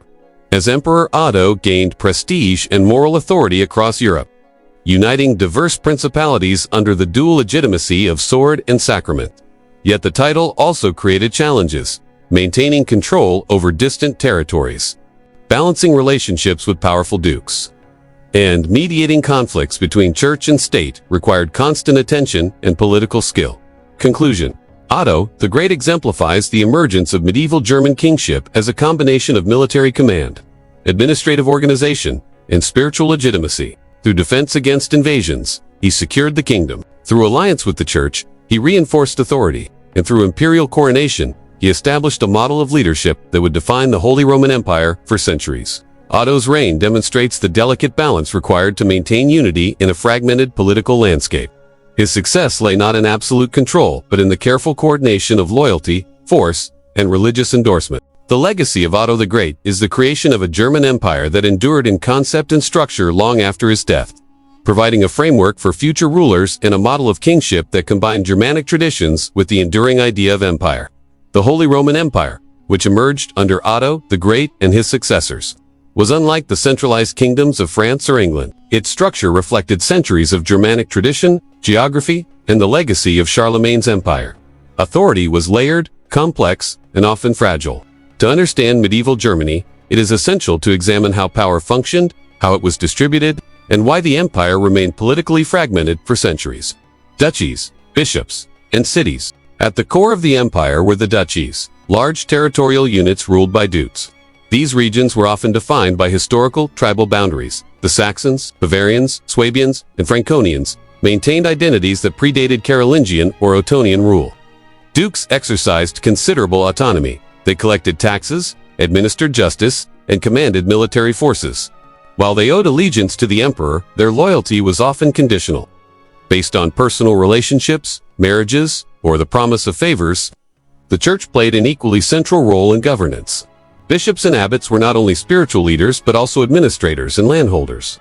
Many controlled vast estates and had judicial authority over local populations. The emperor relied on the church as a loyal, educated intermediary. Clergy could enforce laws, record agreements, and advise on policy, making them indispensable in a society where literacy was limited outside the church. Cities added another layer of complexity. Medieval German cities, though smaller than modern urban centers, were hubs of trade, craft, and political activity. Many enjoyed self-governance under charters granted by emperors or local lords. These cities could raise taxes, regulate commerce, and maintain militias. Urban autonomy created pockets of independence within the empire, further limiting the emperor's direct control. Cities often acted as intermediaries between rural territories, the nobility, and the crown, balancing local and imperial interests. Weak central authority. Despite the imperial title, emperors struggled to exercise consistent authority across the empire. Geography played a role. Dense forests, mountains, and rivers made communications slow and difficult. Travel between distant duchies could take weeks, making centralized governance challenging. Political structures relied on personal loyalty rather than institutional bureaucracy, meaning that power could weaken quickly with the death or absence of a strong emperor. Succession disputes were frequent. German kingship was elective, in theory, with powerful dukes participating in choosing the emperor. In practice, this system created rivalries and negotiation, sometimes resulting in weak rulers or contested authority. Even strong emperors like Frederick Barbarossa faced ongoing challenges in enforcing decrees across distant regions. Military authority was similarly decentralized. The emperor could call upon dukes and cities to provide troops, but enforcement depended on cooperation. Rebellions, rivalries, and local loyalties often limited the effectiveness of imperial campaigns. Power was a negotiation between central authority and regional autonomy, a balance that defined German politics for centuries, while Germany stayed fragmented. Several factors explain the persistent fragmentation of Germany. Geography. Rivers, forests, and mountains separated populations and made centralized administration difficult. Tribal and regional identity. Many regions retained distinct laws, customs, and leadership structures, resisting absorption into a uniform state. Feudal and ecclesiastical power. Dukes and bishops held independent authority, controlling lands, armies, and resources. Elective monarchy. Emperors were chosen by powerful regional elites, limiting their ability to enforce centralized control. Urban autonomy. Cities with charters and self-governance acted independently, further reducing the emperor's reach. These factors combined to produce a political landscape where authority was shared, contested, and layered. The emperor could influence and coordinate, but he rarely commanded absolute control. This system preserved local autonomy, encouraged regional diversity, and created the decentralized political model that characterized Germany for centuries. Conclusion. The Holy Roman Empire was less a unified state and more a network of duchies, bishops, and cities bound together by loyalty, tradition, and shared religion. Emperors like Otto the Great and Frederick Barbarossa achieved remarkable feats, but the structure of power inherently limited central authority. Geography, tribal identity, ecclesiastical influence, and urban autonomy all contributed to a fragmented political landscape. This fragmentation would become a defining feature of German history. It shaped governance, law, military organization, and culture, ensuring that Germany developed not as a single, centralized kingdom, but as a collection of semi-independent territories connected by the idea of empire. Understanding this system explains why, even under powerful emperors, German lands remained politically diverse, setting the stage for centuries of regionalism and negotiation between authority and autonomy. By the 11th century, the Holy Roman Empire had become a patchwork of duchies, bishoprics, and semi-independent cities. Emperors could command armies and convene councils, but their authority was always shared with powerful nobles and the church.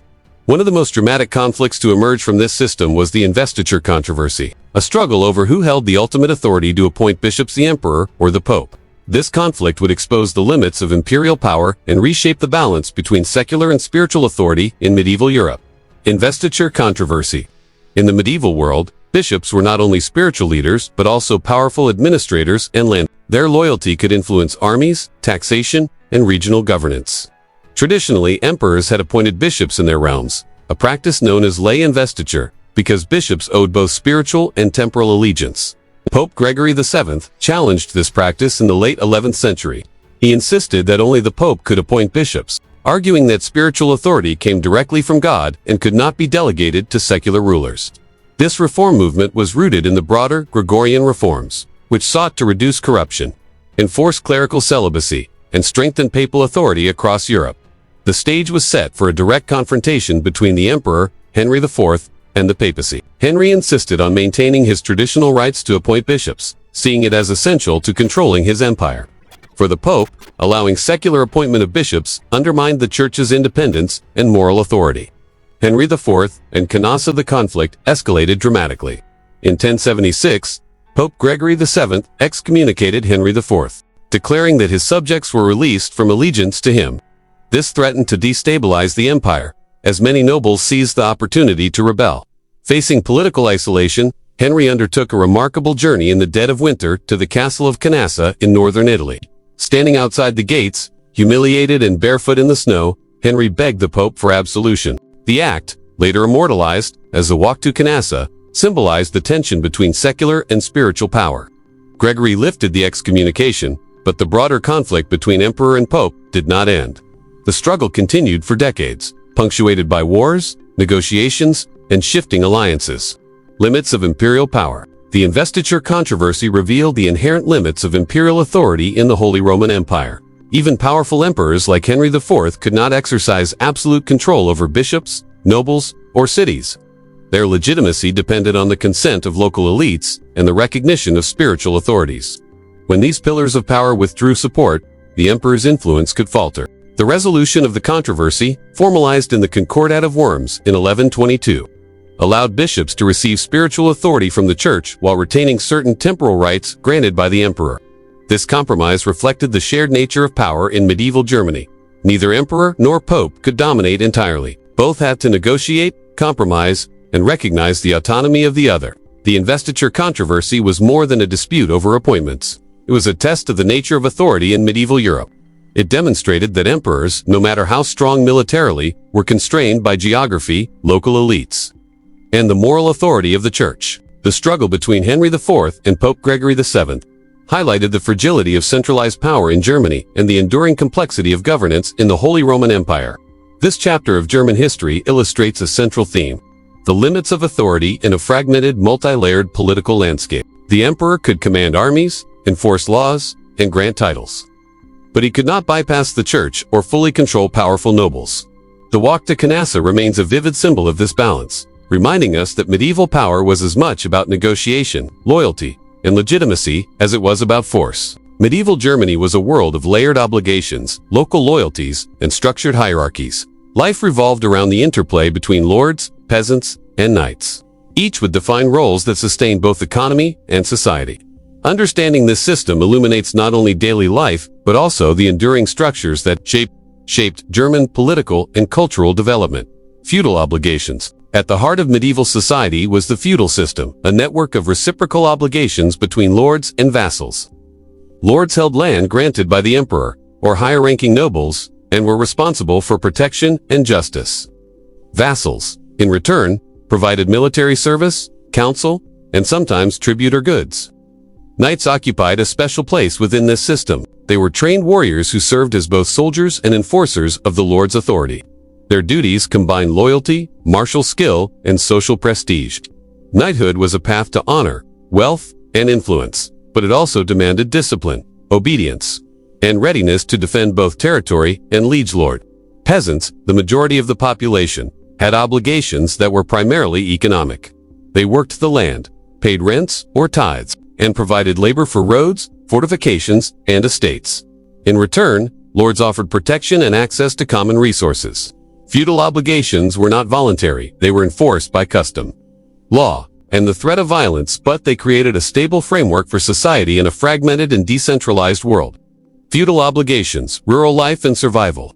For peasants, daily life was centered on survival. Farming was labor-intensive, dependent on seasons, weather, and the fertility of the soil. Villages often clustered around rivers, forests, and meadows, balancing agriculture with hunting, fishing, and gathering.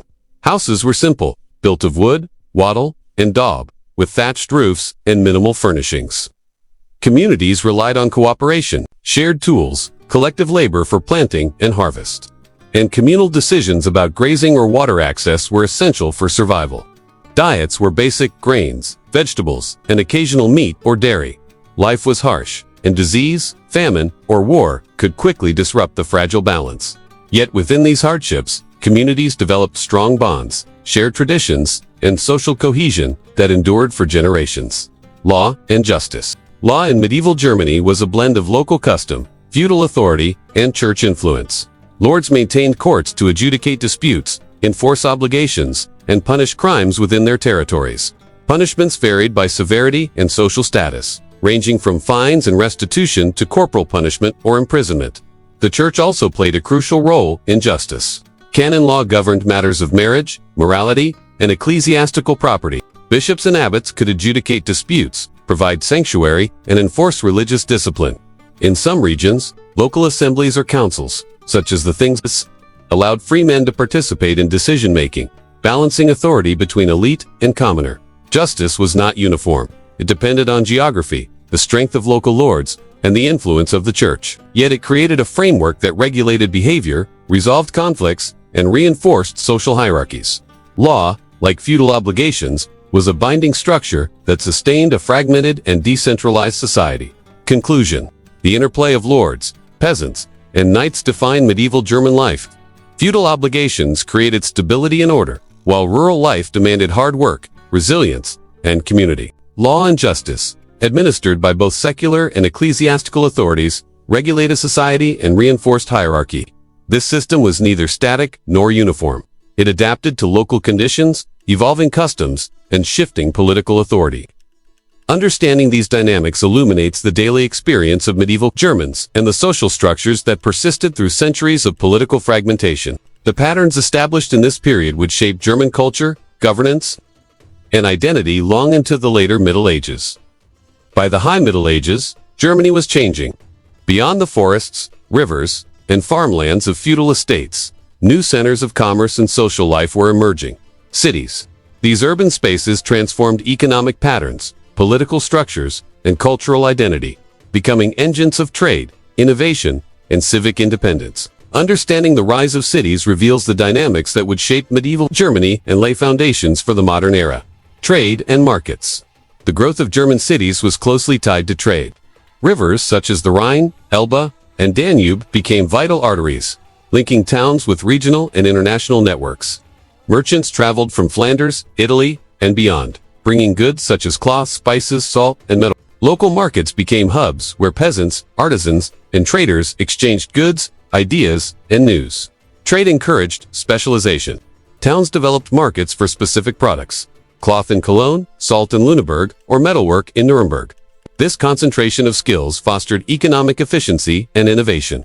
The emergence of merchant classes challenged traditional feudal hierarchies, creating new social and political dynamics. City freedom and guilds. Urban growth also brought freedom and self-governance. Many cities obtained charters from emperors or local lords, granting rights to hold markets, collect tolls, and elect officials. These charters allowed citizens to manage local affairs, organize defenses, and regulate commerce. Freedom became both a legal and cultural identity, distinguishing townspeople from peasants bound to rural estates. Guilds played a central role in this urban system. Craftsmen, merchants, and artisans formed associations to protect their trade, maintain quality, and regulate apprenticeship. Guilds controlled production, prices, and training, ensuring both economic stability and social cohesion. Membership brought rights, responsibilities, and a sense of belonging, shaping the civic culture of German cities. Urban identity. Cities fostered a distinctive identity. Urban inhabitants were proud of their autonomy, economic activity, and cultural life. Towns developed walls, marketplaces, churches, and town halls, symbols of communal independence. Education, literacy, and civic rituals flourished in these centers, allowing towns to cultivate knowledge and traditions alongside rural society. Life in cities was vibrant but challenging. Streets were crowded and noisy. Sanitation was limited, and disease could spread rapidly. Yet the opportunities for trade, social mobility, and political participation attracted populations from surrounding countryside and beyond. Cities became melting pots of culture, connecting regional traditions with broader European trends. The rise of cities marked a turning point in medieval German society. Trade transformed local economies into regional and international networks. Charters and guilds created structures of urban self-governance and social organization. Civic identity and culture developed alongside commerce, producing dynamic communities that were neither fully rural nor fully feudal. German cities would continue to grow, becoming centers of commerce, education, and political influence. They bridged the gap between local traditions and broader European developments, shaping the economy, culture, and governance of medieval Germany. The urban revolution of the High Middle Ages laid the foundations for the commercial and cultural dynamism that would define Germany in the centuries to come. By the late Middle Ages, a network of German cities along the Baltic and North Sea had begun to transform trade, politics, and society. This network, known as the Hanseatic League, was more than a commercial association. It was a political, economic, and cultural force that shaped Northern Europe and set early patterns of international trade, Baltic and North Sea trade. The Hanseatic League emerged from the strategic position of northern German cities. Ports like Lübeck, Hamburg, and Bremen became gateways to the North and Baltic seas. These cities facilitated the exchange of grain, timber, furs, fish, salt, and luxury goods across Scandinavia, the Low Countries, and even England.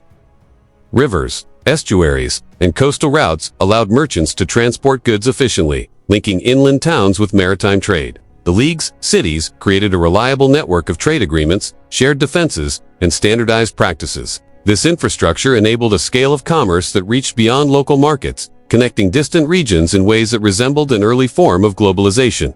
Merchant power. Merchants were the driving force of the Hanseatic League. Organized in guilds and associations, they controlled trade, regulated prices, and enforced standards across cities.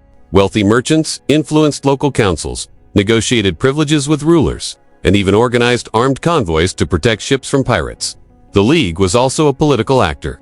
Cities coordinated responses to threats, negotiated treaties, and sometimes waged wars to defend commercial interests. In effect, merchant power rivaled traditional nobility, demonstrating that economic influence could translate into political and military authority. Early globalization. Through the Hanseatic League, German cities participated in the early stages of globalization. Markets in Novgorod, Bruges, and London became interconnected through northern German merchants. Information, ideas, and technology traveled alongside goods. The League established credit networks, standardized contracts, and commercial law that facilitated trade across borders. This interconnectedness reshaped German society as well. Urban elites grew wealthier and more influential, while rural regions supplied raw materials for urban markets. Cultural exchanges brought new practices, artistic styles, and innovations into German cities, linking them to broader European and even Northern Eurasian developments. Conclusion. The Hanseatic League illustrates how commerce could reshape society and politics in medieval Germany through maritime trade, merchant organization, and coordinated urban action. German cities exerted influence far beyond their local borders. They created a network that connected Northern Europe, set standards for economic cooperation, and anticipated patterns of globalization that would define the modern world. By empowering merchants, linking regions, and fostering cultural exchange, the League strengthened urban identity and autonomy.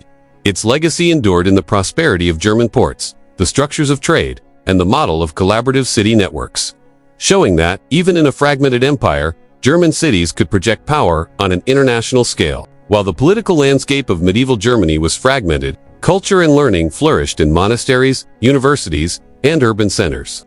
Across duchies, bishoprics, and cities, intellectual life, architecture, and artistic expression developed a distinct German character, reflecting both local traditions and broader European influences.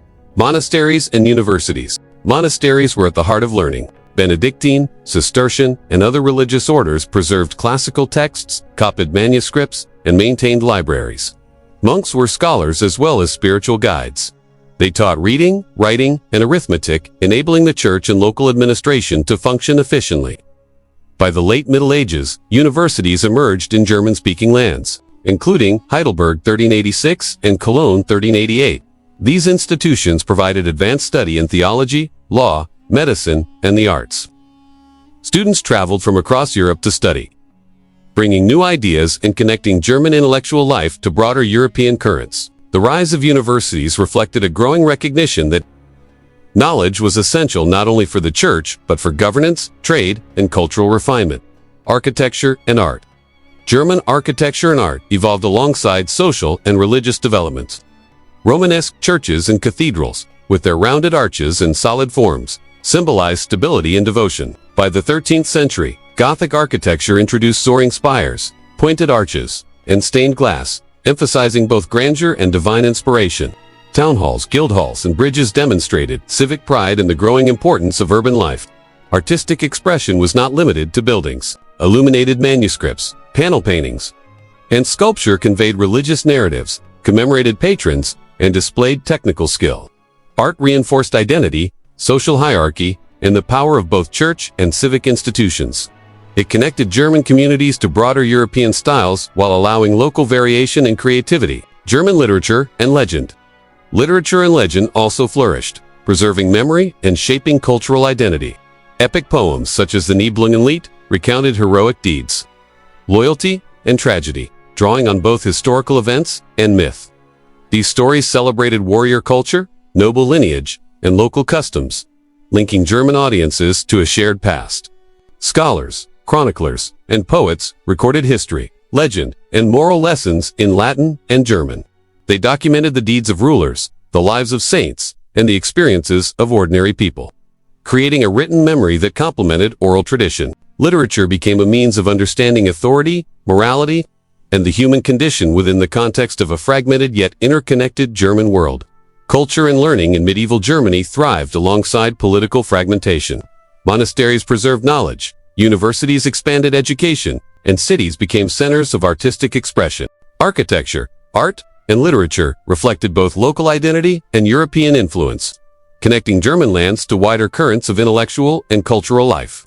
This period demonstrates that German society was not defined solely by wars, politics, or feudal obligations.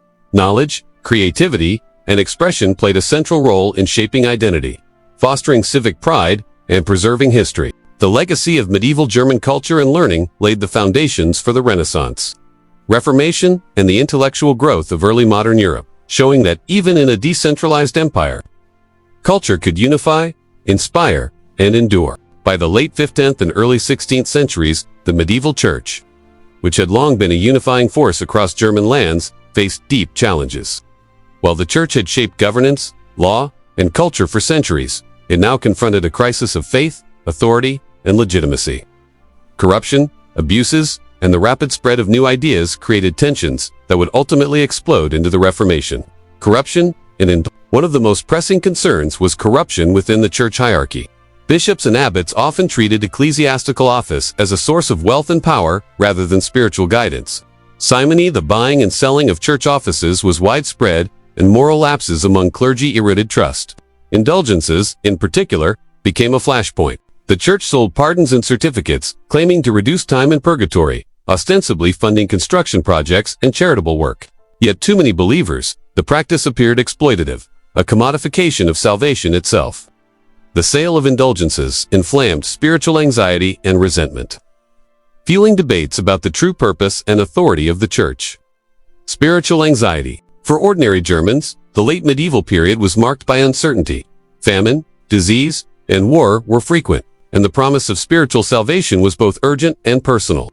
Believers questioned whether the Church could adequately guide them, especially when priests seemed distant, wealthy, or indifferent to the faithful. This anxiety created fertile ground for reformist ideas. Calls for moral renewal, simpler devotion, and a direct relationship with God gained traction. People began to challenge long-standing traditions, asking whether rituals, relics, and hierarchical authority were truly necessary for salvation. The sense of personal accountability and spiritual responsibility began to shift power from institutional church structures to individual conscience. Printing revolution. A transformative factor in this crisis was the printing press. Invented by Johannes Gutenberg around 1450 in Mainz, for the first time, texts could be reproduced quickly and cheaply, making the Bible, religious tracts, and critical writings accessible to a wider audience. Literacy and the spread of ideas accelerated, enabling debates about theology, morality, and church authority to reach urban and rural populations alike. Pamphlets, letters, and books circulated across German lands, creating an informed and increasingly critical populace. The printing revolution allowed reformers to challenge corruption, explain alternative theological views, and mobilize public opinion. It created a feedback loop. Spiritual anxiety made people receptive to reform, and the press made reform ideas widely available. Conclusion. The crisis of the medieval church was not simply a matter of theology. It was a social, cultural, and technological phenomenon. Corruption, indulgences, and moral decline eroded trust, while widespread spiritual anxiety fueled the desire for change. The printing press amplified these tensions, allowing new ideas to circulate and galvanize public opinion. By the early 16th century, the stage was set for a profound upheaval. Germany's political fragmentation, regional identities, and network of cities created conditions where reform could spread quickly and unevenly. The Church faced challenges it could no longer ignore. From these pressures emerged a Reformation, a movement that would shatter religious unity, redefine German society, and alter the course of European history forever. By the early 16th century, the crisis of the medieval church had reached a tipping point. Among the voices calling for reform, one figure would emerge whose ideas reshaped not only religion but also politics, society, and culture: Martin Luther. His life, beliefs, and decisive actions sparked the Reformation and set Germany and Europe on a new path. Life and beliefs. Martin Luther was born in 1483 in Eisenbahn, a small town in Saxony. He initially studied law at his father's insistence, but soon experienced a personal crisis that led him to join the Augustinian monastery. His spiritual struggle was profound. He feared eternal damnation and sought assurance of salvation in a world he saw as morally corrupt. Through study of the Bible, Luther concluded that salvation came not through indulgences, rituals, or human intervention, but through faith alone. This principle, known as sola fide, challenged centuries of church teaching. He emphasized the authority of Scripture over papal decrees, arguing that the Bible, accessible to all, was the ultimate guide to faith and life. The 95 Theses. In 1517, Luther's critique of church practices became public. He famously posted the 95 Theses on the door of the Wittenberg Castle church, a document challenging the sale of indulgences and questioning the moral and spiritual authority of the church hierarchy. The Theses were intended to spark scholarly debate, but the invention of the printing press allowed them to spread rapidly across German lands and beyond. Luther's arguments resonated with clergy, students, and ordinary people, igniting widespread discussion and controversy. His insistence that the church had strayed from Scripture challenged both ecclesiastical authority and the social order that depended on it. Break with Rome. The church responded with condemnation. Pope Leo X demanded that Luther recant, but he refused, asserting that conscience and Scripture must guide belief. In 1521, Luther was excommunicated, formally severing his ties with Rome, protected by sympathetic princes, notably Frederick the Wise of Saxony. Luther continued his work. He translated the Bible into German, making it accessible to ordinary people and fostering literacy, religious debate, and a sense of individual spiritual agency. By breaking with Rome, Luther not only redefined religious authority but also altered the political and cultural landscape of Germany. As rulers, cities, and regions aligned themselves either with reform or with the Catholic Church. Conclusion. Martin Luther's life and work illustrate the intersection of faith, politics, and society in early modern Germany. Through personal conviction, scholarly study, and public action, he challenged centuries of tradition, catalyzed reform, and empowered ordinary people to engage with religion in new ways. His 95 Theses and subsequent break with Rome set in motion the Reformation, fracturing religious unity, reshaping governance, and sparking conflicts that would reverberate across Europe for centuries. Luther's legacy demonstrates how individual belief, combined with technological innovation and political conditions, can transform history. The Reformation did not unfold evenly across German lands. Instead, it fractured the Holy Roman Empire along religious, political, and regional lines. The choices of princes and cities, combined with deep-seated social and political structures, created a Germany divided between competing confessions, a division that would shape society, governance, and conflict for centuries. Princes choose sides. As Martin Luther's ideas spread, local rulers faced a crucial decision: remain loyal to the Catholic Church and the Emperor, or embrace the new Lutheran doctrine. Many princes saw both spiritual and political opportunity in supporting reform. By aligning with Luther, they could assert greater independence from the emperor, control church lands and revenues within their territories, and consolidate authority over subjects. Conversely, other rulers remained loyal to Rome, defending traditional religious structures and imperial unity. This choice often reflected local conditions, personal conviction, or the influence of neighboring powers. Over time, the patchwork of loyalties transformed Germany into a landscape of competing faiths, with Protestant and Catholic territories often existing side by side, sometimes in uneasy tension. Religion and politics merge. In Germany, religion and politics were inseparable. Supporting or opposing the Reformation was rarely a purely spiritual decision. It was also a matter of governance, taxation, and territorial control. Religious affiliation determined political alliances, military support, and participation in the imperial diet. Lutheranism became a tool for asserting autonomy, while Catholic loyalty reinforced imperial authority. This intertwining of faith and politics created new dynamics.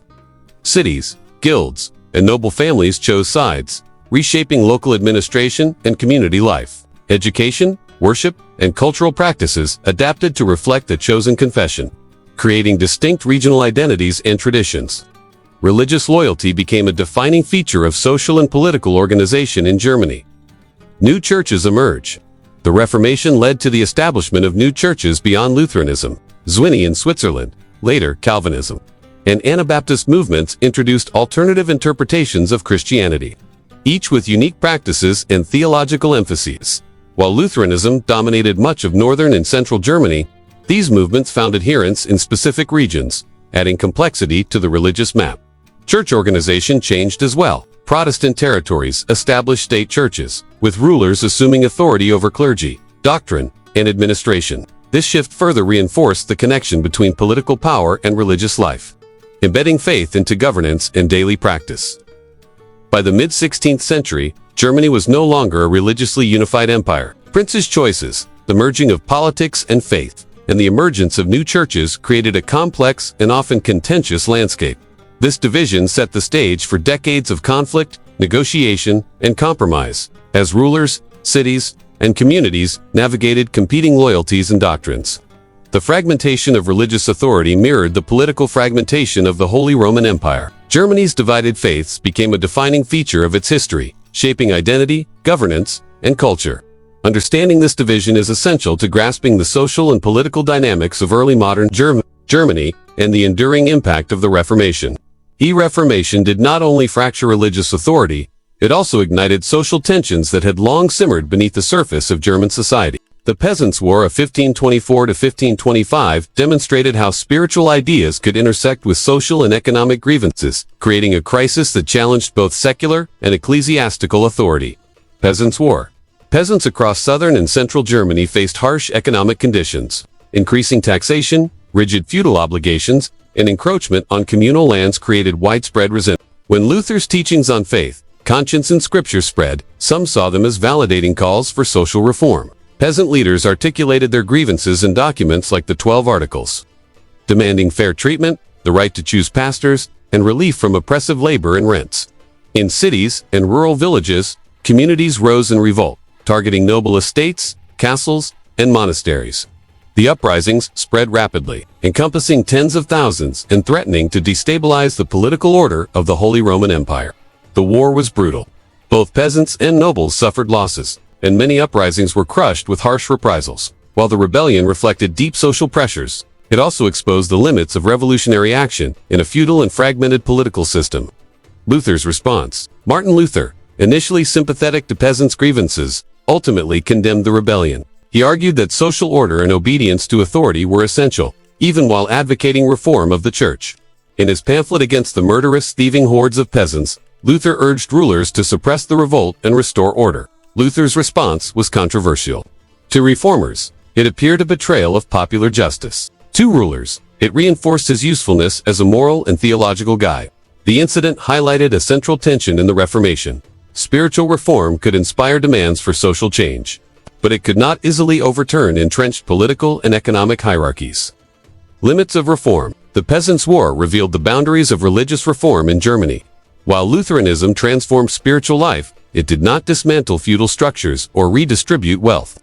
The alliance between reformers and princes ensured political support, but limited revolutionary potential. Social grievances persisted, yet the Reformation channeled energy into theological debate rather than systemic upheaval. The war also underscored the decentralized nature of the Holy Roman Empire. Local lords and cities had considerable autonomy, and the emperor's ability to intervene was limited. This fragmentation allowed the rebellion to flare in some regions while remaining contained in others, illustrating both the opportunities and constraints of action in a divided Germany. The Peasants' War was a social explosion born of inequality, oppression, and religious inspiration. It challenged authority, revealed deep societal fractures, and tested the limits of the Reformation's influence on secular life. Luther's response and the ultimate suppression of the revolt reinforced the alliance between reformers and ruling elites, shaping the trajectory of Protestantism in Germany. The episode demonstrates that spiritual transformation alone could not resolve economic and social tension. In a fragmented empire, reform had boundaries, and social revolution remained a dangerous and often unattainable prospect. By the early 17th century, Germany was a patchwork of states, duchies, bishoprics, and free cities within the Holy Roman Empire. Centuries of fragmentation, combined with religious divisions and political ambition, created conditions where a devastating conflict could no longer be avoided. The stage was set for one of the most destructive wars in European history, the 30 Years' War. Religious tension. The Reformation had left Germany deeply divided. Northern and central regions were largely Protestant, embracing Lutheran or Calvinist doctrines, while southern territories remained staunchly Catholic. This religious patchwork created persistent tension between neighbors, as faith was inseparable from political allegiance. Disputes over church lands, the appointment of clergy, and the rights of Protestant communities against Catholic rulers fueled resentment. Peaceful coexistence depended on careful negotiation and compromise, such as the agreements established in the Peace of Augsburg 1555. Yet these settlements were fragile. They recognized the principle of cuius regio, is. Religio, the ruler determined the religion of his territory but left significant minorities vulnerable, creating ongoing friction and opportunities for conflict. Political ambition. Beyond religion, political ambition played a central role in making war inevitable. Princes, dukes, and electors sought to expand their territories, consolidate power, and assert independence from the emperor. Foreign powers, including Spain, France, and Sweden, saw opportunity in Germany's fragmentation, using local disputes to advance broader strategic goals. The emperor himself had limited authority. Weak central control and competing interests among states meant that any localized conflict could escalate. Alliances shifted rapidly, and ambitions were fueled by both religious conviction and personal gain. In this environment, diplomacy alone could not guarantee stability. Weak imperial structure. The Holy Roman Empire's structure exacerbated tensions. Authority was decentralized. Dukes and bishops maintained their own armies, courts, and tax systems. The emperor had neither the resources nor the coercive power to enforce unity. This decentralization meant that a small spark such as a religious dispute in Bohemia or a succession crisis could trigger widespread violence. Local grievances, magnified by the lack of strong central oversight, created conditions for rapid escalation. Competing jurisdictions, overlapping claims, and the freedom of cities and nobles made Germany a tinderbox of unresolved disputes. Political fragmentation, combined with entrenched religious conflict, ensured that when hostilities began, they would quickly spread beyond any single territory. By 1618, Germany was a landscape of religious division, political ambition, and weak imperial authority. The Reformation had created profound spiritual and social change, while centuries of fragmented governance had left rulers and communities poised for conflict.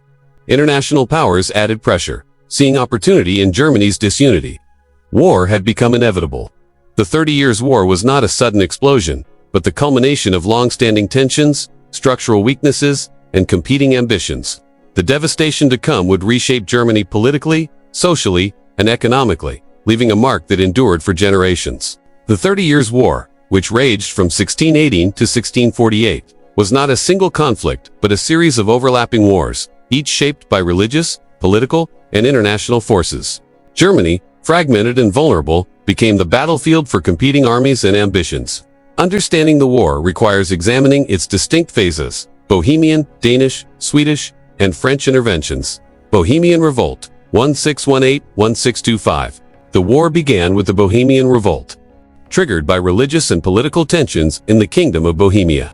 Protestant nobles rebelled against the Catholic Habsburg Emperor Ferdinand II, opposing his attempts to impose Catholicism and limit local freedoms. The revolt erupted with the defenestration of Prague, a dramatic act in which officials loyal to the emperor were thrown from a castle window. The Bohemian nobles proclaimed a Protestant king, Frederick V of the Palatinate, challenging Habsburg authority. Imperial forces, however, crushed the rebellion. At the Battle of White Mountain 1620, Bohemia was re-Catholicized and its autonomy curtailed. The revolt set the pattern for the war. Religious disputes intertwined with political ambition, with local uprisings quickly escalating into wider conflict. Danish intervention, 1625 to 1629. The next phase saw the intervention of King Christian IV of Denmark, who sought to protect Protestant interests in northern Germany and expand his influence in the Baltic.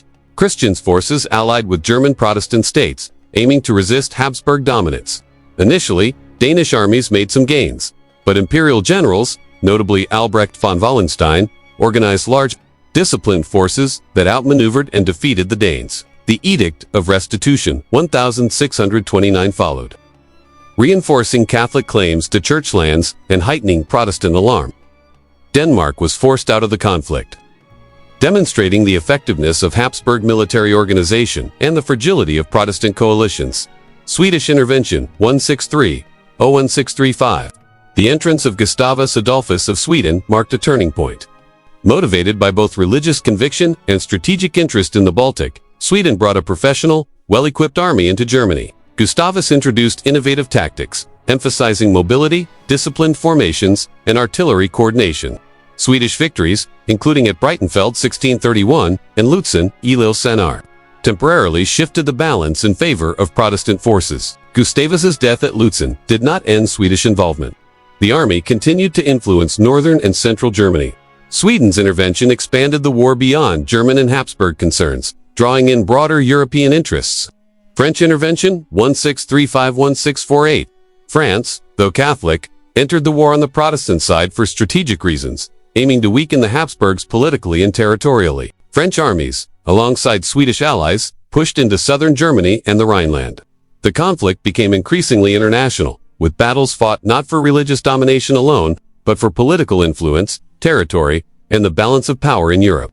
By the time the Peace of Westphalia 1648 ended the war, Germany had been devastated. Populations had declined dramatically, cities and farmland were destroyed, and political authority was weakened. The war transformed the map of Europe and underscored the vulnerability of fragmented states to both internal and external pressures. The 30 Years' War unfolded in distinct but overlapping phases, each expanding the scope of violence and complexity. From the local revolt in Bohemia to the international campaigns of Denmark, Sweden, and France, Germany became the central theater of a conflict that combined religion, politics, and power. The phases of the war illustrate how localized disputes, when combined with international ambition and weak centralized authority, can escalate into catastrophic conflict. The devastation left Germany politically fragmented, socially scarred, and economically weakened, shaping the trajectory of the empire and its people for generations to come. The 30 Years' War did not only pit armies against each other, it devastated the lives of ordinary Germans. Entire regions were engulfed in famine, disease, and destruction. The war transformed Germany into a landscape of suffering and loss, a reality that has led historians to call it one of the most catastrophic conflicts in European history. famine, plague, and destruction. Armies moved across Germany with little regard for local populations. Soldiers demanded food, supplies, and shelter, often looting and burning villages in the process. Crops were destroyed, livestock taken, and granaries emptied. Famine followed in the wake of campaigns, leaving communities vulnerable to disease. Plague and epidemics spread rapidly in towns and countryside alike. Refugees carried stories of brutality, massacres, forced conscription, and random violence by mercenary armies. Women, children, and the elderly were particularly vulnerable, often left to fend for themselves as men went to fight or were killed. Social networks fractured. Communities that had relied on mutual support were scattered. Trust was eroded, and the fabric of everyday life was torn apart. The psychological impact was immense. People endured trauma, loss of loved ones, and the constant threat of violence. Survivors faced the challenge of rebuilding not only property, but also social and cultural cohesion. Demographic collapse. The human cost of the war was staggering. Some regions of Germany experienced population losses of 30 to 50%. Entire villages disappeared, leaving abandoned fields and empty houses. Economic activity plummeted. Markets failed. Trade routes were unsafe, and production fell dramatically. Recovery would take decades. The demographic collapse had long-term consequences. Labor shortages altered the structure of rural communities and urban economies. Survivors demanded higher wages, while local rulers struggled to maintain feudal obligations and taxation. The war also reshaped political boundaries, as depopulation weakened certain territories and allowed stronger powers to assert influence. Life in Germany during the 30 Years' War was marked by relentless suffering. Famine, plague, and destruction compounded the violence of armies, while civilian populations bore the brunt of conflict. Demographic collapse, social disintegration, and economic devastation left Germany profoundly scarred. This chapter of history reminds us that the consequences of war extend far beyond battles and treaties. For the people who lived through it, the 30 Years' War was a lived experience of terror, uncertainty, and loss. Understanding the human cost underscores the depth of the crisis and explains why the war's legacy would shape German society, politics, and culture for generations. By 1648, after 3 decades of relentless war, diplomacy finally prevailed over combat. The Peace of Westphalia ended the 30 Years' War, but it did more than halt fighting. It fundamentally reshaped Germany, the Holy Roman Empire, and the broader European order. End of religious unity. The treaties recognized that Germany could no longer be a unified religious territory. Catholic, Lutheran, and Calvinist states were formally acknowledged, cementing the divisions created by the Reformation. The principle cuius regio is religio was extended, granting rulers authority over the religion of their territories while protecting minority rights. Religious peace came at a cost. Germany remained fragmented not only politically, but spiritually. Centuries of coexistence under a single church were replaced by a patchwork of confessions, each embedded in its local and regional identity. Unity was gone, and with it, the idea of a centralized German faith or culture. Birth of state sovereignty. The Peace of Westphalia also established a new principle of state sovereignty. German princes, electors, and free cities were recognized as largely independent actors within the empire. They could conduct foreign policy, maintain armies, and manage internal affairs without imperial interference. This decentralization gave rulers more autonomy, but weakened collective authority. The emperor remained a symbolic figurehead, but real power rested with individual states. Germany became a mosaic of quasi-sovereign entities, a structure that would define its political landscape for centuries and influence European diplomacy well beyond its borders. Germany weakened for centuries. The war had left Germany devastated, and the peace settlement reflected its weaknesses. Populations had collapsed, economies were shattered, and political structures were fragmented, while sovereignty offered autonomy. It also prevented centralized recovery or unified defense. Germany remained a patchwork of competing territories, vulnerable to external powers and internal conflict. The consequences of Westphalia were long-lasting. The empire would survive in name but lacked the cohesion to exert significant influence.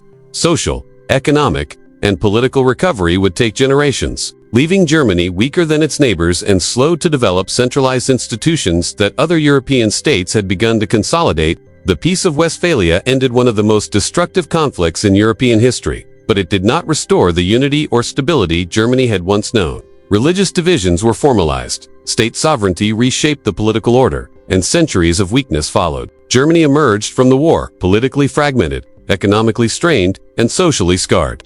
Yet the settlement also laid the groundwork for modern notions of statehood and diplomacy.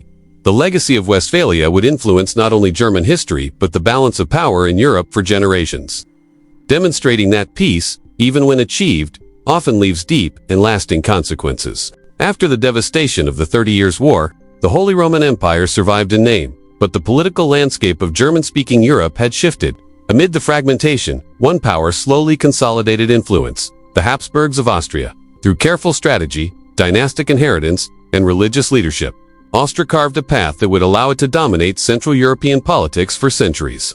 Habsburg Dynasty. The Habsburgs had long held the imperial title, but their power relied on personal unions, marriage alliances, and claims to multiple territories.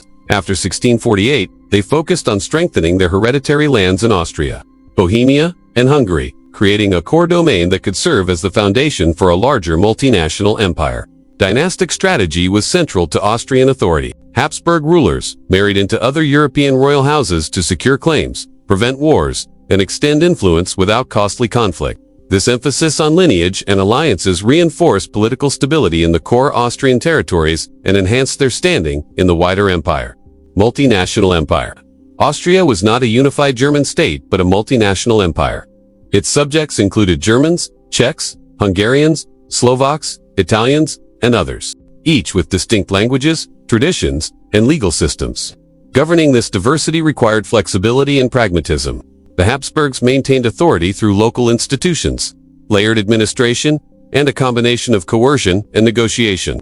Nobles and regional elites retained influence, but loyalty was secured through privilege, offices, and military command. Religion was a unifying tool. Catholicism provided common moral and cultural ground across diverse populations, reinforcing Habsburg legitimacy. Catholic leadership. Religion remained central to Austrian identity and politics. The Habsburgs presented themselves as defenders of Catholic Europe, a role cemented during and after the 30 Years' War. They supported promoting Catholic clergy, schools, and institutions throughout their territories. This emphasis on faith served multiple purposes. It strengthened the loyalty of Catholic subjects, justified intervention in neighboring Protestant lands, and positioned Austria as a moral and political leader within Europe. Catholic leadership became a cornerstone of Austrian policy, reinforcing the dynasty's authority and shaping its relationships with other European powers. Conclusion. Austria's path after 1648 was one of careful consolidation, strategic marriage, and religious leadership. The Habsburgs combined dynastic skill, administrative flexibility, and the authority of the Catholic Church to maintain control over a multinational empire in a fragmented German world. While Germany itself remained divided and weakened, Austria emerged as a coherent and enduring power. Its influence would extend across Central Europe, shaping politics, religion, and diplomacy for generations. The Austrian example illustrates how leadership, legitimacy, and strategic vision could create stability and power even in a landscape defined by fragmentation and historical turbulence. While Austria consolidated power through dynasty and religion, another German state was taking shape in a very different way. Prussia, initially a relatively minor territory in the northeast, transformed itself into a highly organized military state under the leadership of the Great Elector and his successors. This transformation would define Prussia's identity and position in Europe for centuries. The Great Elector, Frederick William, known as the Great Elector, reigned 1642-1688. Inherited a territory weakened by the 30 Years' War. Brandenburg Prussia faced devastation, depopulation, and fragile authority.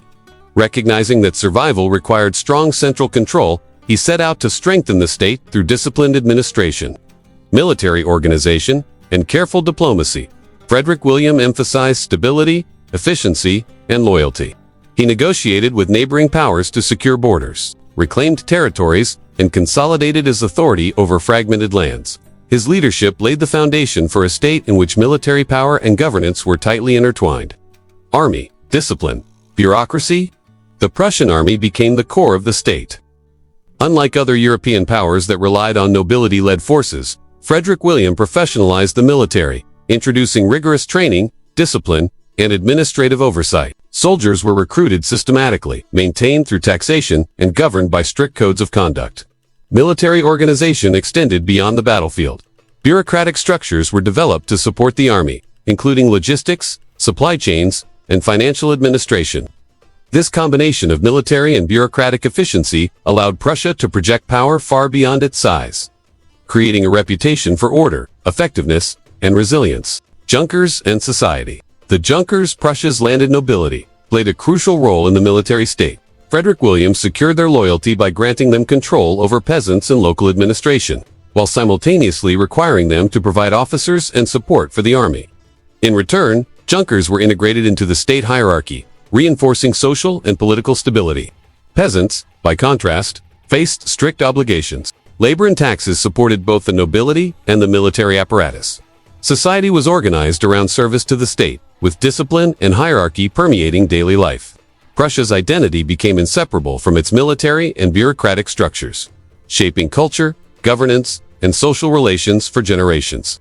Prussia emerged from the ruins of the 30 Years' War as a highly organized, militarized, and disciplined state. Under the Great Elector, the combination of a professional army, efficient bureaucracy, and the integration of the Junker nobility created a model of governance that prioritized order, security, and centralized authority.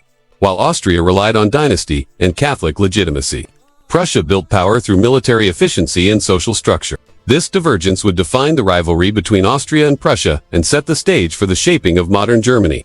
Prussia's military state became a prototype for disciplined governance, showing how strategic leadership and social organization could transform a small, fragmented territory into a formidable European power.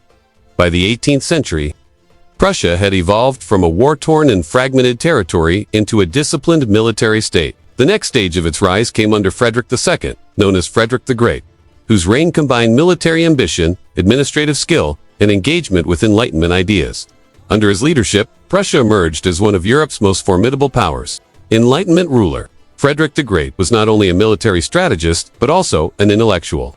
He corresponded with leading philosophers such as Voltaire, implemented legal reforms, and promoted education and arts within his state.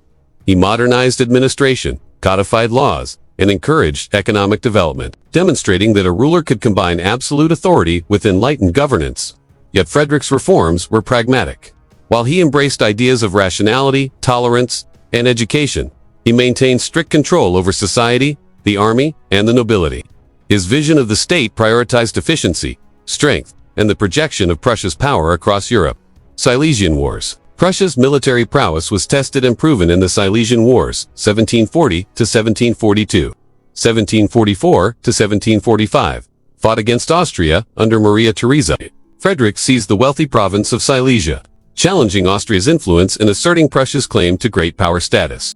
The wars demonstrated Prussia's military discipline, innovative tactics, and strategic agility, allowing a relatively small state to outmaneuver larger rivals. Frederick's victories in Silesia reshaped Central European politics.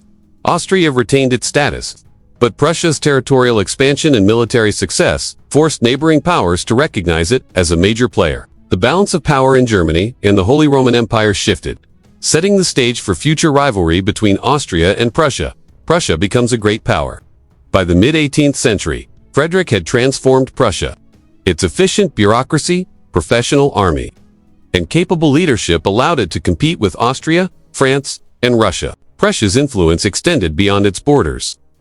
In its model of governance, combining enlightened administration with military discipline became a reference for other states. Frederick's reign also reinforced Prussian identity. The combination of military success, administrative reform, and cultural patronage created a sense of pride and purpose. Prussia's rise demonstrated that even a previously minor German state could achieve prominence through leadership, organization, and strategic vision. Frederick the Great shaped Prussia into a European power with lasting influence. His engagement with the Enlightenment, military victories in the Silesian Wars, and skillful administration transformed both the state and its society. Prussia's emergence under Frederick illustrates how a small, disciplined, and strategically led state can challenge larger neighbors and alter the balance of power.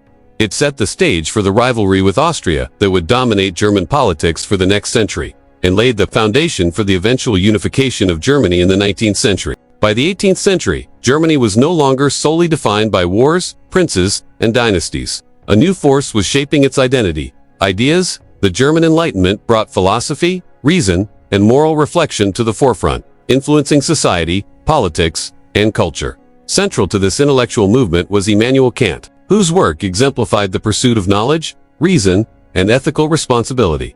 Kant and philosophy. Immanuel Kant, born in 1724 in Kingsburg, became one of Germany's most influential thinkers. His writings explored the limits of human knowledge, the nature of morality, and the responsibilities of individuals within society. Kant's philosophy argued that while humans could not know everything about the universe, reason could guide action and ethical behavior. In works such as Critique of Pure Reason and Groundwork of the Metaphysics of Morals, Kant emphasized the importance of rational thought and moral duty. He proposed that individuals should act according to principles that could be universally applied, a concept, later known as the categorical imperative. For Kant, the exercise of reason was inseparable from responsibility, and personal freedom required ethical reflection. Reason and duty. The German Enlightenment emphasized reason as a guiding principle in all areas of life. Scholars, writers, and thinkers argued that knowledge, education, and critical inquiry could improve society. Religion, law, and governance were examined through rational lenses, challenging tradition while promoting moral responsibility. Duty, in Kantian terms, became a measure of ethical conduct. Citizens, scholars, and rulers alike were encouraged to act not merely in self-interest, but according to principles that respected the autonomy and dignity of others. This moral philosophy influenced education, civic life, and governance, creating a foundation for modern German intellectual culture. Cultural impact. Beyond philosophy, Enlightenment thought inspired broader cultural engagement. Universities flourished as centers of debate and research. Journals, books, and salons spread ideas across the fragmented German states. Writers and intellectuals engaged with questions of justice, governance, and human nature, creating a society increasingly attuned to reason and reflection. This intellectual awakening did not immediately unify Germany politically, but it fostered a shared cultural and philosophical identity. Across the diverse territories, ideas circulated, influencing rulers, urban elites, and thinkers alike. Reason and moral duty became touchstones for debate, reform, and societal improvement. Conclusion. The German Enlightenment marked a shift from conflict and survival toward reflection, thought, and ethical inquiry. Kant and his contemporaries emphasized reason, responsibility, and moral duty as guiding principles for individuals and society. This period laid the groundwork for modern German intellectual culture, influencing philosophy, education, law, and governance. It demonstrated that even within a politically fragmented Germany, ideas could transcend borders, shaping identity, thought, and the moral framework of the nation. By the 18th century, Germany had endured centuries of political fragmentation, religious conflict, and war. Yet amid this divided landscape, a new force was rising, one that did not rely on armies, dynasties, or borders, but on ideas. German thinkers began to explore reason, ethics, and human potential, sparking an intellectual and cultural awakening that would leave a lasting mark on the nation and the world.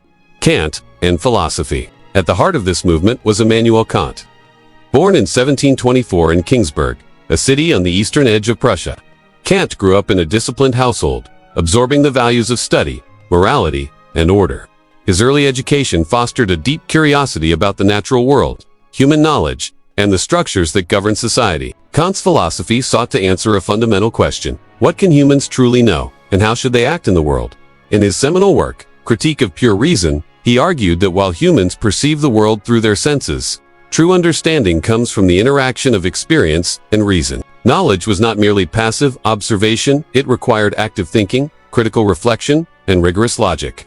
Yet Kant's work was not abstract or disconnected from everyday life. He believed that reason and morality were inseparable, and that individuals must act according to universal ethical principles. This became known as the categorical imperative. One should behave in ways that could be applied as a rule for everyone, everywhere. For Kant, ethics was not dictated by tradition, fear, or authority. It emerged from the careful, rational consideration of what was right, reason, and duty. The German Enlightenment emphasized reason as a guide to both knowledge and conduct. Thinkers argued that human beings could improve society through education, critical inquiry, and moral reflection. Religion, law, and governance were subject to scrutiny. Institutions should serve justice and the public good, not merely uphold tradition or the power of elites. Duty, in Kantian thought, was the measure of ethical living. Freedom and responsibility were inseparable. True liberty required acting in accordance with reasoned moral principles. Citizens, scholars, and rulers were all expected to exercise judgment, respecting the autonomy and dignity of others, while pursuing collective well-being. This approach reshaped German culture. Universities became centers of debate, research, and intellectual exchange. Pamphlets, journals, and salons spread ideas across cities and principalities. Even in politically fragmented Germany, a shared intellectual framework emerged, connecting thinkers, rulers, and urban elites through common questions about justice, knowledge, and morality. Cultural and social impact. Kant's influence extended beyond philosophy. His insistence on reason and ethical duty informed education reforms, legal thinking, and the governance of Prussian and other German states. Teachers, lawyers, and administrators were inspired to adopt rational methods, systematic instruction, and moral accountability. Moreover, the German Enlightenment contributed to a broader cultural identity. Despite political division, intellectual currents flowed across territories, creating a sense of shared German thought and culture. Music, literature, and art absorbed and reflected Enlightenment ideals, emphasizing harmony, order, and the pursuit of knowledge. Conclusion. The German Enlightenment marked a turning point in the nation's intellectual history. Through the work of Immanuel Kant and his contemporaries, reason, ethics, and duty became guiding principles for individuals and society. This period demonstrated that even in a fragmented, war-torn land, ideas could transcend borders, shape collective identity, and influence generations. Kant's philosophy emphasized that knowledge, morality, and responsibility were intertwined, offering a framework not only for intellectual inquiry but also for ethical living. In this way, the Enlightenment laid the foundations for modern German thought, education, law, and governance. It showed that the power of ideas could match the force of armies, shaping the mind and society in ways that endure long after the last battle had ended. As the 18th century gave way to the 19th, Germany's fragmented political landscape contrasted sharply with a growing cultural unity. While princes and armies defined territorial power, writers and thinkers began shaping national identity through language, literature, and shared imagination. Central to this movement were figures such as Johann Wolfgang von Goethe and Friedrich Schiller, whose works transformed German literature and helped forge a sense of common cultural identity. Goethe and Schiller. Johann Wolfgang von Goethe, born in 1749 in Frankfurt, became Germany's most celebrated literary figure. His works, from The Sorrows of Young Werther to Faust, explored human emotion, moral choice, and the search for meaning. Goethe combined philosophical depth with literary artistry, portraying characters who wrestled with reason, passion, and societal expectation. Friedrich Schiller, slightly younger than Goethe, complemented him in both thought and influence. Schiller's dramas, including The Robbers and William Tell, emphasized freedom, justice, and ethical responsibility. His works engaged deeply with questions of morality, social order, and human dignity, reflecting the Enlightenment's influence, while reaching toward the ideals of German nationalism and identity. Together, Goethe and Schiller spearheaded the Weimar Classicism movement, which sought harmony, aesthetic excellence, and moral depth in literature. Their collaborations and mutual influence created a shared literary language that transcended local dialects and regional fragmentation. Language as nation. In a Germany divided by hundreds of principalities, language became a powerful, unifying force. Literature helped cultivate a sense of shared German culture, even when political unity was absent. Standardized literary German, developed through the works of Goethe, Schiller, and others, provided a common medium for ideas, art, and expression. Through novels, poetry, and drama, writers fostered a collective imagination. Stories of heroism, morality, and cultural heritage resonated across regions, linking disparate communities through shared cultural references. Language and literature became tools of identity, forging bonds where politics could not. Cultural and social impact. The influence of Goethe, Schiller, and their contemporaries went beyond the educated elite. Their works inspired discussion in salons, schools, and public forums, shaping attitudes toward ethics, aesthetics, and civic responsibility. They also encouraged reflection on Germany's past, traditions, and potential future, reinforcing a sense of pride and belonging despite political fragmentation. Literature became a space where national consciousness could grow organically. In a landscape of competing principalities, shared stories and a common literary language created the cultural infrastructure for eventual political movements. Art, drama, and poetry became more than entertainment. They were instruments of identity, community, and moral discourse. Conclusion. By the late 18th and early 19th centuries, literature had become a defining feature of German cultural life. Goethe and Schiller, through their artistry and philosophical depth, helped create a sense of shared identity and language that transcended political borders. In Germany, where unity was elusive, culture and literature provided cohesion. Through the power of words, stories, and shared expression, the nation began to imagine itself as more than a collection of fragmented states. Language became a vessel for identity, memory, and aspiration lay in the groundwork for the cultural and political developments that would shape modern Germany. While German lands remained politically fragmented, the 17th and 18th centuries saw the emergence of a cultural unity expressed through music, art, and performance.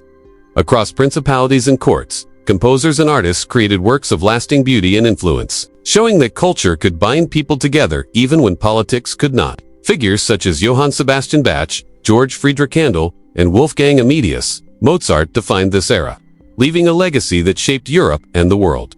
Bach, harmony, and devotion. Johann Sebastian Bach, 1685 to 1750, spent much of his life in central German towns, including Weimar, Cathon, and Leipzig. His compositions, from the intricate fugues of the well-tempered clavier to the spiritual depth of the Mass in B minor, combined technical mastery with profound emotional and religious expression. Bach's music reflected both the intellectual rigor of the German Enlightenment and the spiritual life of Lutheran Germany. It was rooted in tradition, yet innovatively structured, blending complexity with accessibility. Across towns, churches, and courts, his work fostered a shared sense of cultural identity, accessible to both learned musicians and devout congregations. Handel, international influence. George Friedrich Handel, 1685 to 1759, a contemporary of Bach, traveled widely, eventually settling in London. While Handel composed much of his music for international audiences, his German roots were central to his style.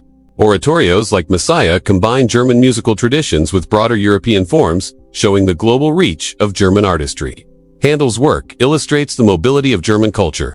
Even as he achieved fame abroad, his music carried elements of German craftsmanship, harmonics, and expressive depth. It reinforced the idea that cultural identity could transcend borders, connecting audiences across Europe through sound, emotion, and narrative.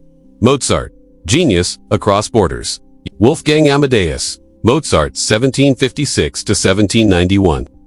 Born in Salzburg, continued this trajectory into the classical period. His operas, symphonies, and chamber works combined technical brilliance with universal appeal.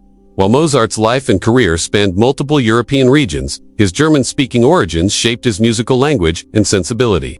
Mozart's compositions exemplified clarity, balance, and emotional depth, the hallmarks of Germanic musical tradition. They contributed to a shared cultural vocabulary across German lands, allowing audiences from different principalities to recognize common aesthetics, values, and artistic ideals. Cultural unity without political unity. Through music and art, Germans experienced a sense of cohesion, even as political fragmentation persisted. Courts, churches, and public concerts provided spaces where people from diverse principalities could engage with a common artistic heritage. Art became a medium for shared expression, shaping taste, intellect, and identity. This cultural unity did not erase local differences, but it fostered a sense of belonging to a larger German-speaking world. Music and art became threads that connected communities across regions, creating a collective consciousness that would later support ideas of nationhood and shared heritage. In the 17th and 18th centuries, Germany's political map was divided, but its culture was vibrant, interconnected, and influential. Bach, Handel, and Mozart exemplify how music could convey both technical mastery and emotional resonance. Reaching audiences far beyond the composer's home region, art and music offered a sense of unity without political unity, providing Germans with a shared aesthetic, intellectual, and emotional identity. In a landscape of fragmented principalities, cultural achievement became a powerful force for cohesion, imagination, and pride, laying the foundation for Germany's enduring cultural reputation on the European and world stage. By the late 18th century, Germany faced a new kind of upheaval. The revolutionary tide from France and the rise of Napoleon disrupted centuries of tradition, hierarchy, and empire. For German states, the period was one of shock, occupation, and transformation, setting the stage for modern political and social structures. The French Revolution of 1789 sent tremors across Europe. Nobility, monarchs, and clergy watched in alarm as centuries-old hierarchies in France collapsed almost overnight. For many Germans, the revolution was both frightening and inspiring. Fear dominated among princes and rulers who worried that revolutionary ideas, liberty, equality, fraternity might spread to their own lands. Cities, guilds, and educated elites debated the implications of the revolution. Some intellectuals and reform-minded citizens were inspired, seeing in France a model for challenging outdated privileges and imagining more rational governance. German reactions were uneven. In urban centers, some embraced Enlightenment ideals. supporting reforms in law, education, and civil administration. In rural areas and conservative principalities, fear of rebellion led to tightened control, censorship, and suppression of dissent. The revolution exposed Germany's fragility. Politically fragmented, socially stratified, and economically varied, the states were vulnerable to both ideas and armies from abroad. The rise of Napoleon Bonaparte intensified these disruptions. In successive campaigns, France defeated Austrian and Prussian forces, demonstrating the effectiveness of modern armies and centralized states. The defeat of traditional powers exposed the weaknesses of fragmented German territories and feudal structures. Napoleon reorganized Central Europe through the Confederation of the Rhine in 1806. 17 German states aligned with France, leaving Austria and Prussia isolated and altering the balance of power. This confederation abolished the remnants of the Holy Roman Empire, which had existed for centuries but had long been weakened by internal division. Emperor Francis II formally dissolved the empire, ending a political order that had shaped Central Europe for over 800 years. Under Napoleon, German states experienced legal reform, administrative standardization, and new economic policies. While these changes were imposed by conquest, they introduced modern governance principles, rationalized taxation, codified law, and improved bureaucratic structures. Traditional privileges and feudal obligations were challenged, creating space for more egalitarian and centralized administration. Defeat and occupation forced German powers to confront the need for reform. Prussia, in particular, used its setbacks as an opportunity to modernize. The Prussian state undertook wide-ranging reforms to strengthen military, administrative, and social structures. One of the most important reforms was the end of serfdom. Peasants gained personal freedom, though land reform varied by region.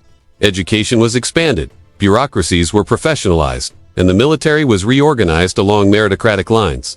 These changes laid the foundation of the modern state.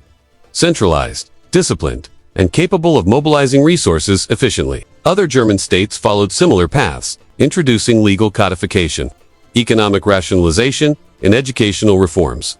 Napoleon's conquests, while destructive, acted as a catalyst for modernization. They forced German leaders to adapt, ensuring that future governance could meet the demands of war. Diplomacy and economic competition. The French Revolution and Napoleonic era marked the end of the Old World in Germany. The Holy Roman Empire dissolved. Centuries-old feudal structures were challenged, and modern ideas of state, law, and citizenship began to take root. Through shock, defeat, and imposed reform, Germany began the slow process of political, social, and administrative modernization. While Napoleon's rule was foreign and often coercive, it accelerated the development of centralized states, professional armies, and legal systems foundations that would endure into the 19th century and shape the path to German unification. By the early 19th century, the German lands were still politically fragmented, shaped by centuries of dynasties, foreign wars, and Napoleonic upheaval. Yet a new force was emerging: nationalism. Language, culture, and economic integration began to knit the German states together, while political movements increasingly sought unification. German nationalism began with culture and identity rather than politics. Intellectuals, poets, and historians emphasized shared language, folklore, and historical memory. The works of the Brothers Grimm, with their collections of fairy tales and linguistic studies, celebrated a distinctly German cultural heritage. Scholars traced medieval history and legends, portraying the German past as a source of unity and pride. This cultural nationalism spread across universities, literary circles, and urban salons.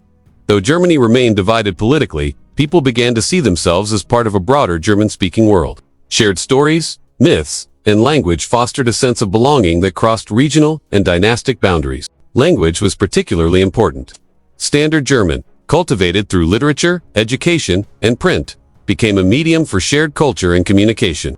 Poetry, music, and scholarly work reinforced these bonds, helping to prepare the population for future political movements centered on national unity. While cultural identity grew, practical steps toward economic integration helped tie the German states together. The most significant development was the creation of the Zollvereine, a customs union founded in 1834 under Prussian leadership. The Zollverein abolished internal tariffs, standardized regulations, and encouraged trade between German states. Railways and industrialization further reinforced economic cohesion.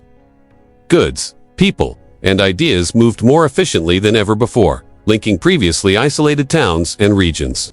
Economic networks fostered interdependence, making political unity increasingly attractive to elites and the broader population alike. The combination of cultural awareness and economic integration created fertile ground for political nationalism. Germans began to envision themselves not merely as subjects of princes, but as participants in a larger, interconnected nation. The revolutionary wave of 1848 reached Germany, fueled by liberal ideals, nationalist sentiment, and demands for social reform. Across the German states, citizens, students, workers, and the middle class called for constitutional government, freedom of the press, and a united Germany. The Frankfurt Parliament convened as the first attempt to create a national assembly representing all German territories. Delegates debated monarchy versus republic, federalism versus centralization, and the rights of citizens versus princes. Despite the enthusiasm, the movement failed. Conflicts between radicals and moderates, resistance from rulers, and lack of military enforcement undermined the revolution. The Frankfurt Parliament dissolved, leaving Germany politically fragmented once more. Yet the revolution left important lessons. It demonstrated the growing power of nationalist and liberal ideas, the role of civil society in shaping political agendas, and the need for economic and cultural cohesion to support future political action. Though immediate unification was impossible, the 1848 movement laid the groundwork for the eventual consolidation of Germany in the decades to come. Conclusion. The first half of the 19th century marked a critical stage in the rise of German nationalism. Shared language, culture, and history created a sense of collective identity. While economic integration and industrial development fostered interdependence, political aspirations for unity were expressed in the revolutionary movements of 1848. Even though these early efforts failed, by combining cultural pride with economic and social networks, Germans began to imagine a nation that transcended the centuries of fragmentation imposed by princes, wars, and foreign intervention. Nationalism, both cultural and political, was no longer an abstract idea, it was a living force shaping aspirations, institutions, and the path toward a modern German state. By the mid-19th century, German nationalism had grown in culture, language, and economic cooperation, yet political unity remained elusive. It would take a combination of military strength, diplomacy, and strategic leadership to bring the fragmented German states together. This task fell to Prussia and its architect Otto von Bismarck, whose policies would reshape Europe and create a new German empire. Prussia, long defined by military discipline and bureaucratic efficiency, emerged from the Napoleonic and post-1815 era as the strongest German state. Its army remained highly organized, technologically advanced, and professionally led, serving as the backbone of Prussia's influence. Diplomacy was equally important. Prussia carefully built alliances, cultivated support among smaller German states, and presented itself as a leader capable of unifying the German-speaking world. Austria, once dominant in Central Europe, was gradually sidelined. Prussia's rise marked a shift in German power, establishing the conditions for political consolidation under Prussian leadership rather than Austrian influence. Otto von Bismarck, appointed Prussian Chancellor in 1862, was a master of Realpolitik, the practical art of politics focused on power and national interest, rather than ideology or idealism. His approach combined diplomacy, strategic alliances, and selective use of military force to achieve Prussia's objectives. Bismarck famously emphasized blood and iron, the idea that military strength and industrial resources were essential to nation building. He calculated each conflict carefully, using wars not just to defeat enemies, but to consolidate political gains, strengthen alliances, and unite German states under Prussian leadership. Chapter 45. Wars of Unification. Prussia engaged in a series of wars that strategically advanced unification. Denmark 1864. Prussia and Austria jointly defeated Denmark over the duchies of Schleswig and Holstein, gaining control of territories and demonstrating the military effectiveness of Prussian-led alliances. Austria 1866. The Austro-Prussian War, 7 Weeks' War, decisively sidelined Austria from German affairs. Prussia's victory allowed it to reorganize northern German states under the North German Confederation, a key step toward unification. France 1870 to 1871. The Franco-Prussian War galvanized southern German states to join Prussia against a common enemy. Prussia's triumph over France stirred nationalist sentiment, creating the political and emotional momentum for a united Germany. Through these carefully orchestrated conflicts, Bismarck combined military skill, diplomatic manipulation, and nationalist fervor to bring together the German states without widespread internal revolution. On January 18, 1871, in the Hall of Mirrors at Versailles, the German Empire was proclaimed. King Wilhelm I of Prussia became the first German emperor. symbolizing Prussia's dominance and the realization of centuries-long nationalist aspirations. The new empire adopted a federal structure, balancing the autonomy of individual states with centralized authority. While Prussia retained special privileges, other kingdoms, duchies, and free cities were incorporated into a single German polity. Germany's emergence altered the balance of power in Europe. A united, industrialized, and militarized nation-state now occupied the heart of the continent. The political and economic foundations laid by Bismarck would influence European diplomacy, wars, and alliances for decades. The story of Germany's unification is a tale of strategy, leadership, and perseverance. From fragmented principalities and centuries of conflict through culture, ideas, and economic ties, to the military and diplomatic genius of Bismarck, Germany became a modern nation-state capable of shaping European history. Thank you for joining me on this journey through the rise of Germany. If you enjoyed this deep dive into history, please like the video, subscribe to my channel, and join us on Past Picture for more stories from the past. Together, we'll explore the people, ideas, and events that shaped our world.